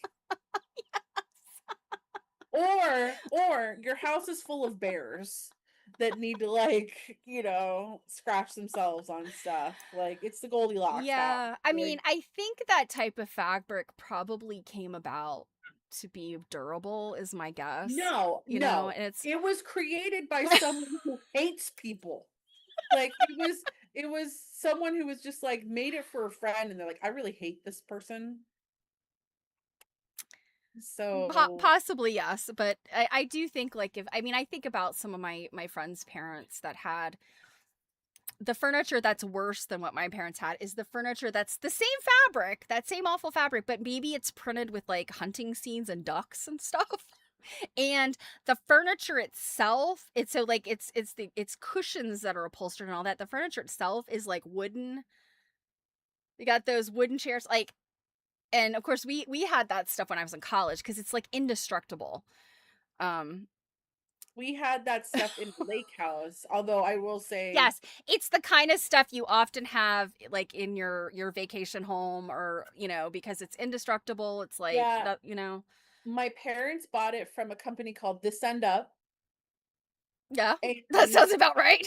yep, and, I will say though, at that point in time, we had a living room set, and then we also had 2 chairs that was on there was a 3-season porch that was on the 2nd story. It was one of those houses that's kinda, like, cut into, like, a slope. So your 1st floor, when you walk in at street level, is actually the 2nd floor, to Right. so, it was great because you could open up all these sliders in there and listen to boats bubbling by. But they had 2 armchairs in there that were super comfy, and I my girlfriend and I used to fall asleep in them a lot. But luckily, for the living room furniture, my mother chose a very busy floral pattern. And then for the porch chairs, it was just a stripe, it was a light green and white stripe. Thank goodness it wasn't the hunting. I can You know picture the exactly what I'm pattern. talking about. Yeah. Sometimes it's a deer. Sometimes it's a hunting scene. And my husband had a staff member and friend a long time ago. She was very proud, had bought her own house, and we went by to see it, and I was just like, did somebody give her I hope somebody gave her this furniture and she didn't actually go out and buy this furniture because it was that stuff. And I was like, oh my God, who decorates with this in like the modern times? Um, yes, there would be no hanky panky happening on any of the furniture. Cause you got rug burns just like moving around on it. Oh my gosh, nothing would could be conceived on that house but rotten ideas. Oh my gosh, yes, rotten ideas and rug burn. Oh, speaking of rugs, the rug my parents had when they bought their house, the house my mom still lives in. The carpet now is like a tasteful tan, and but for many years they had well, I mean it was there when they moved in. It was almost like somebody had dropped colors and has gone kind of like this to like swirl it. I don't know what you call that kind of rug, like, is it like Berber? I don't know. It has like tall and short pieces, but it's not like shaggy. It's fair, like it's kind of sculptural, like I don't know. Yeah, my Um, parents had a rug like that too. It and looked kind of like an oriental style. well, no, this wasn't anything like that. And I think it was actually like a high-end carpet, I think. Yeah, Robin, I like Berber sounds familiar, but I don't know if that's what it was or not. But in any event, yes, 3D rugs, yes. But the swirls, like, I mean, it was just all these kind of like that was the texture, like a swirl. The colors, I gotta find a picture of that. It was the most heinous. Were It they was like gold. the vomit colors? No, it was golden orange. Yeah. It wasn't like the blinding orange, but it was still orange. It was like the burnt. Yeah. What was with this vomit color era? It was the 70s. It was And all what, we there was just a had. lot of vomit around? Like, I don't It was all we had. Bear with me one moment. I have some pictures that I know exactly where they are, and loops and plush relief on the surface. Yes. I think you're absolutely right, LJ, but it was not very long.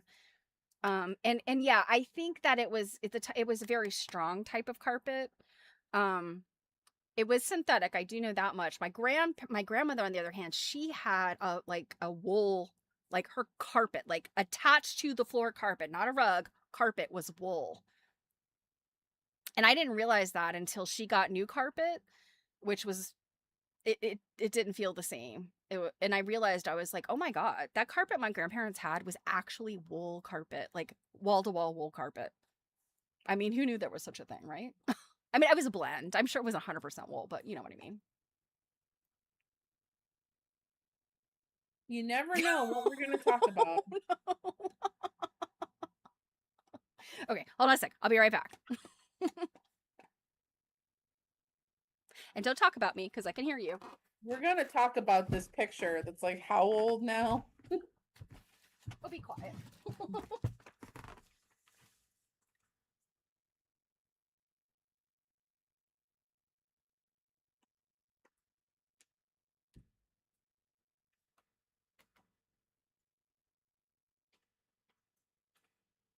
Oh my goodness, Druid.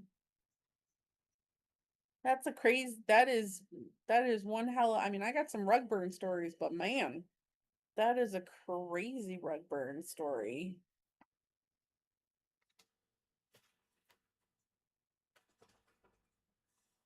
LJ, you'll be very proud of me.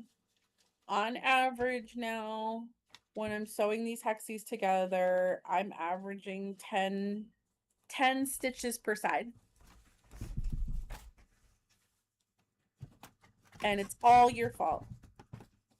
I don't know whose fault it was when I was doing the 300 stitches per side. We'll blame that on Stephanie. That was not my fault. It's your fault. I'm the one who discouraged you from doing that. You didn't even tell me how many stitches I was supposed to do. You just let me just do my thing. Because I don't know. I don't count the stitches. Okay. I have no idea. I don't remember what pictures these are, so these may not even be. Oh my god, are they gonna be like naked Stephanie bath time pictures? No. Oh, these aren't the pictures I thought they were. Although, you can see some cute Stephanie pictures. There are pictures Yeah, like that these that were. exist.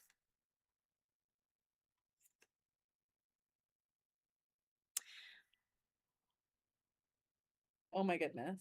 1980, me as a mouse. With my own red whiskers I made out of yarn.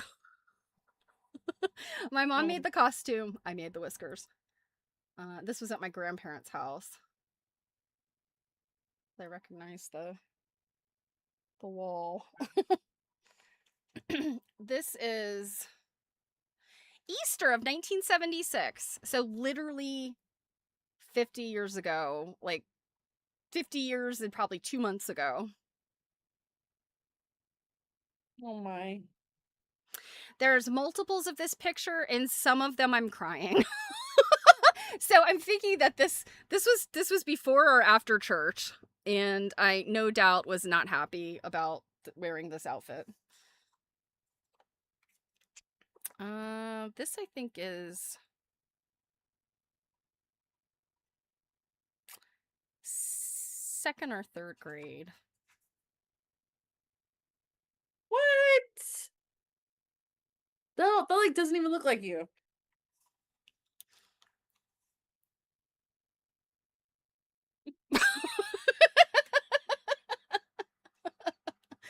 This was before I wore glasses, and I had just gotten some new front teeth. um, I think it doesn't look too different from this girl. Don't we look about a year apart, maybe? Yeah. Oh, this is, I believe this is my second birthday party. I think. Might be third. Maybe it's my third birthday. It's my third birthday party. I You know, love it's that funny hat. when you're really little like that, you actually look like your mom. Connor looked a lot like my mom when he was little. This is probably my 11th birthday party, and we're at my grandmother's house. As you can see, by this point, I had glasses. Oh, I thought you were gonna say friends. Also that. The rest of these are Connor. And I don't know why. I don't know why my mother gave me these. I think it's because she has duplicates, I guess. Um, Connor would be very mad about this, but I'm going to show it anyway. This is him 10th grade, 2012, playing the saxophone.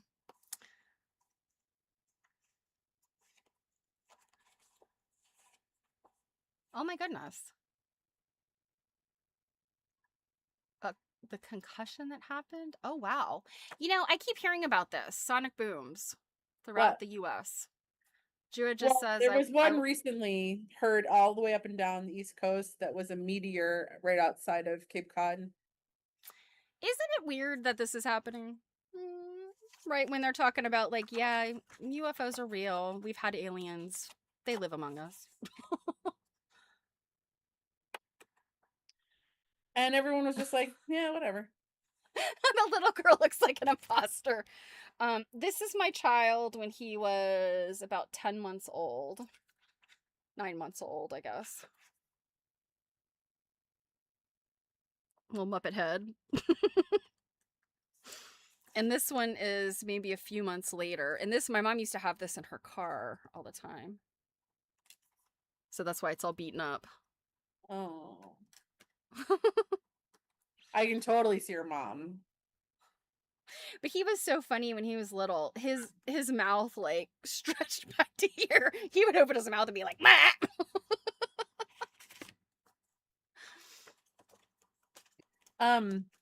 Yeah, guys, if you search, and this was the boom heard like it was like last week or something.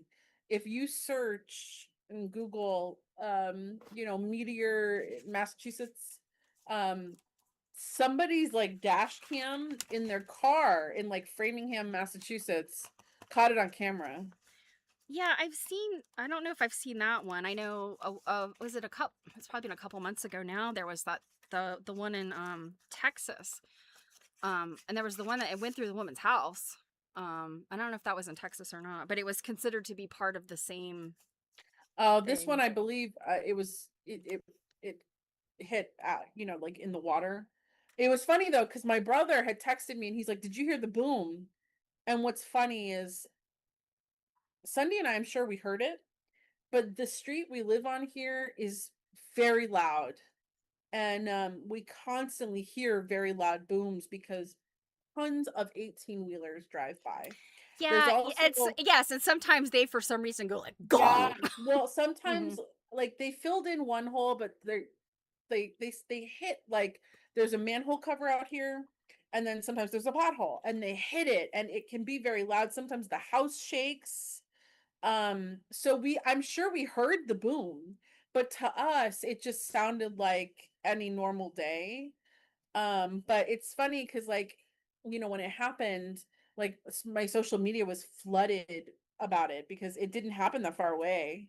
And seeing people send in their ring door camera footage on like this like really like quiet street, and then all of a sudden you hear this big boom, and Sunday and I were both like, we didn't notice. That being said, too, is we often get earthquakes, like small little earthquakes, and people be like, "Oh my god, did you guys feel the earthquake?" And I'm like,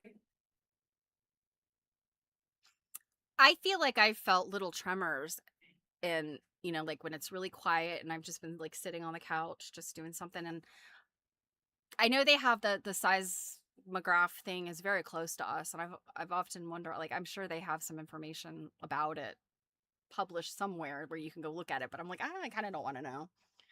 Um, yeah, Druid, yeah, I think you would probably know what it's like to have a tree falling as your last house was. I mean, I'm not laughing. I'm like your situation with your past house was awful. Um, yeah, but hopefully it's just something innocuous. Could be the aliens are here though. I don't know. Apparently they don't make sonic booms though. They move faster than the speed of light, but they don't make sonic booms. well, who would have thought that Men in Black was a documentary? Right? um, Speaking of, have you guys listened to any of the information about that? I mean, essentially, like, Trump has declassified some of these videos. Some of these videos were out in like 2017 that were picked up, by Navy fighter jets and stuff. Like, they're out doing test missions and practice missions and stuff, and then they see stuff and they're like, what the heck is this? And for many, like, decades, a lot of times military personnel, um and also I think commercial pilots, they didn't say anything about what they saw because they were considered like, it would put a mark on their record, and a lot of times they would be taken out of commission because they're like, you're having hallucinations. So they didn't talk Mhm. about it. And now that it's been kind of like, you know what, they were seeing something real. Now all these guys are coming out with all this information. Um, and I want to say the one, if you haven't seen any of this stuff, and you're at all interested, look up the Nimitz, the SS Nimitz. I think that's the one where they have a lot of footage. And there's a female pilot too that has seen some. She's considered like a really, like, instructor pilot, like top notch. What she does, and she's seen stuff. And the images are backed up, so they have them visually, they have them on radar, they have them on sonar. I don't know, whatever all the different, like, things are. Mhm. It is pretty wild, and you're like, who or what is this? Speaking of who or what is this, would you like to see me the year you were born? Were you at my birth?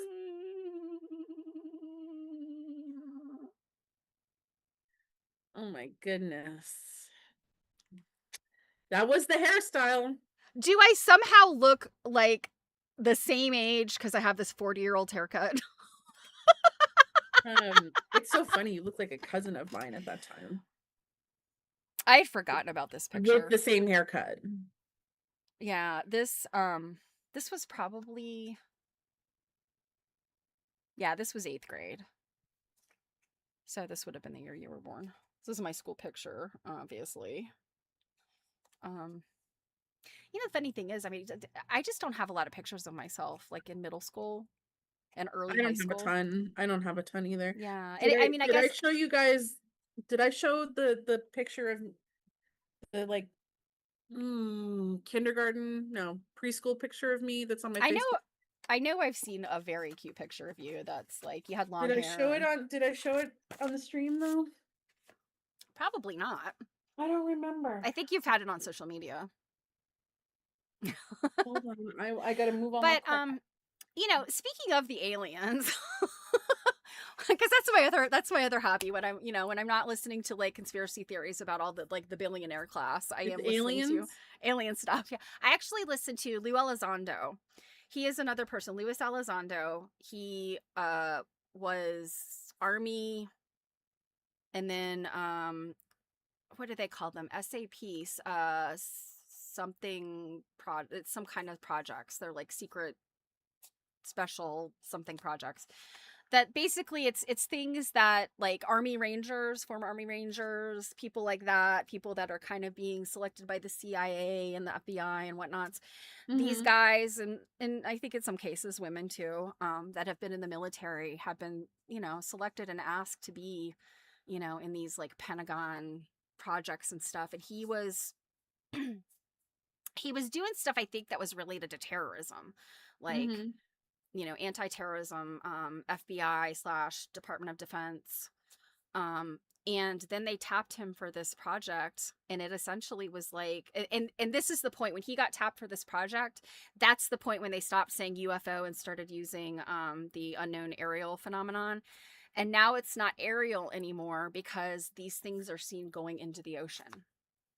So it's Hmm. unknown anomalous or something like that, because they're doing all this crazy stuff in the sky, and then they go in the water, and they, like, don't even cause a splash when they go in the water, like, just, like, crazy. um and what they're saying is, whatever this intelligence is, or this technology, the reason why no good photos have ever been taken, because you're like, Mhm. oh, it's a blurry photo, it could be anything, people can photoshop that, like, oh, Mhm. yeah, perfect. Of course it looks like Bigfoot, when it's blurry. But the reason why footage of these like tic tac shaped objects, cigar shaped object, like all this stuff, is because what the fighter pilots have witnessed is that it's in like a bubble, and it kind of almost reminds me of like So they've got their deflector shields up. well, yeah, it's some type of like it's like an anti-gravity bubble essentially, and that it creates like a distortion, so they can't like you can't just like walk up to it and take a picture of it because it is in this like, and of course I'm thinking to myself, well, isn't that convenient? But apparently there's like these really high level physicists and rocket scientists and all kinds of people that have been involved in these projects, and the like our government, no, like Trump is not going to call a state of, well, we've got so many other things happening, but no, none of our presidents are going to call like a State of the Union address and say, by the way, aliens, they're real. It's just what they're calling the age of disclosure. And if you look back, like the past 10 years have basically been this age of disclosure, because they're not UFOs anymore. They are and they're not calling people crazy anymore, and they're saying this has been like what an 80-year 80-year wool over the public's eyes, that there really Mm-hmm. truly is stuff, and they're saying like the public can handle this, no the public can't, like public can handle this, no they can't. So yeah. So um let me come Druid, back you to. you were in a part of the world, you're in a part of the country where if there is a Bigfoot, absolutely, it is living somewhere near you.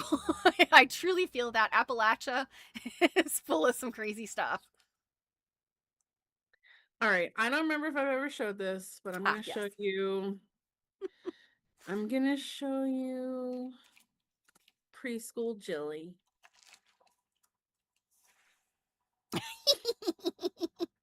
It totally looks like you, but that long hair just gets me every time. Yep. You're Cannot so cute. believe what my mother dressed me in Oh for my gosh, that the you other look day. like a candy striper. Or the girl that uses what is, oh gosh, what was that? The Swiss uh what was the name of that company? The Swiss Colony. The girl that stands out front of Swiss Colony giving out the cheese samples. Oh man, having my mom brush that hair. Oh, I'm Oh sure. my I'm sure. I goodness. had long hair too. I mean, you saw the one picture. My hair was probably like down to here and it got longer. Oh, what a nightmare. And then do you guys, I was thinking like, did you um here's me at a Cambodian wedding.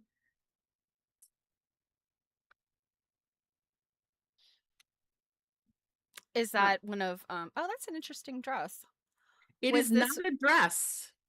is it like a sarong type thing? Like what is it? Kind of, yeah, it is a couple different pieces of fabric I'm wrapped in. Mhm. Um So is this one of Sunday's yeah, this is his siblings? brother here and he was getting married. This is the bride. Oh, And, okay. yeah, and Sunday and I were in the wedding part. Never again. Never again. Cambodian weddings, you are working that wedding. It was the longest day of my life. Um, I was just gonna say, I was just gonna show you, Jill ignored the little girl picture that you sent? what? Who's someone sent me a Did little girl Druid picture? did Druid send you a picture of herself as a little girl and you ignored it? I don't remember. Like recently? This I don't is this know. is this is young Jill and Sunday. Yeah, you guys look like fetuses in that picture. Like, when Yeah, did you send it, Druid? we're in our Because I know 20s. you, oh, a while back. I know you've sent me a picture of you, I think at least once or twice. I Um, don't, where did you send it, Druid? Like on social media or in like email? I don't recall getting one. what did I do with my phone? Um, let me go pick, I saw, where, yeah, where did you, I don't remember getting one. Had to be on social media then, right? Yeah, I'm looking in my social media to see if I have one. Oh, well, how long ago was that? Yeah, I'd like totally. Oh my goodness. It was May 1st, 2025. Yeah, it's a. Can I show this, Druid? It's a picture of her in a little bathing suit. Yeah, I think that's the one I have too.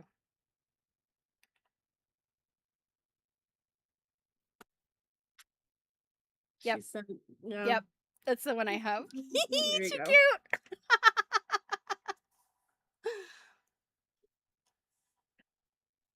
So Oh, adorable. woo. I'm pooping out, guys, because I'm getting hungry. I Gotta have go made a have your. number of hexies though. Well, I've cut out a whole bunch more. Trim them out, and Hmm. I'm on my way with my basting. It's just, good lord. My dog just has been sleeping and she just looked at me like, food? Oh my God, food?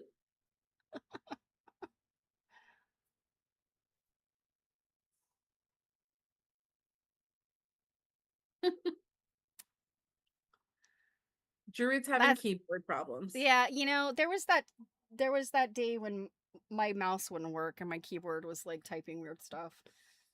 Technology. Well, what a fun stitch and glitch this has been, starting with my anti tech bros rant and just cuz I'm reading a book, but it's a good book, you guys. It's a good book. Hmm. Yeah. I mean, Yeah, my keys get sticky. I think that's, and I don't even have a mechanical keyboard, like, but for some reason they get well, sticky. honestly, we don't ever clean our crap. I know mine probably has Humans like are disgusting in Coke general. Zero like all in it. Have you ever seen that episode of Big Bang Theory where like Penny brings her laptop for Leonard to fix and he's like, what did you spill on it? And she's like, Diet Coke. just yeah, Coke and nail polish and this and this and this and chocolate and Yeah. that's what I feel like it Yep. usually is for us. Yep. Well, y'all. You know what? We didn't look at any of the things I think we had suggested we might look at. Well, I ended up being in the mood to sew. Yeah, So, me too. I've got a few things done. So next yeah. time, we do actually have some little tidbits of things that we'll probably never make it to the regular stream that we should probably, yeah. Yep. Druid, put on some pants. Pants and a bra. Yeah. That is one thing that I will never walk outside except maybe to get the mail, because my mailbox is attached to the front of my house. That's the only time I go outside without a bra on. It's okay, Jill. We don't have to talk about it. Wow.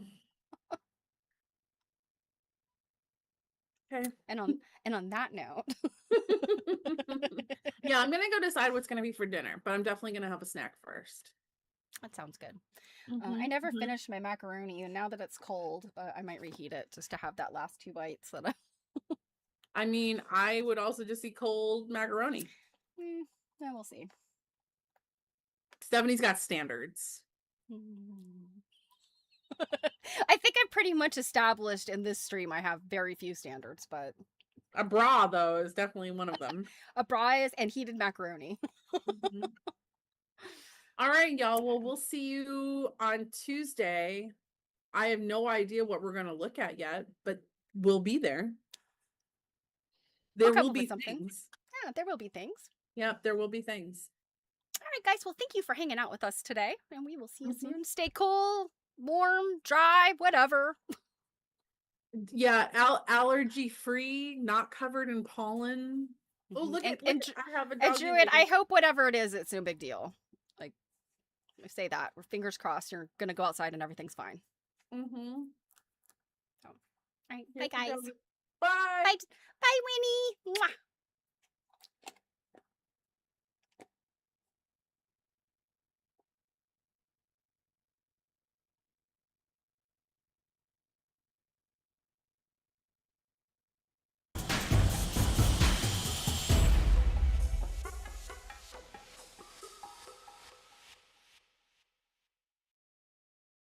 sticker mule.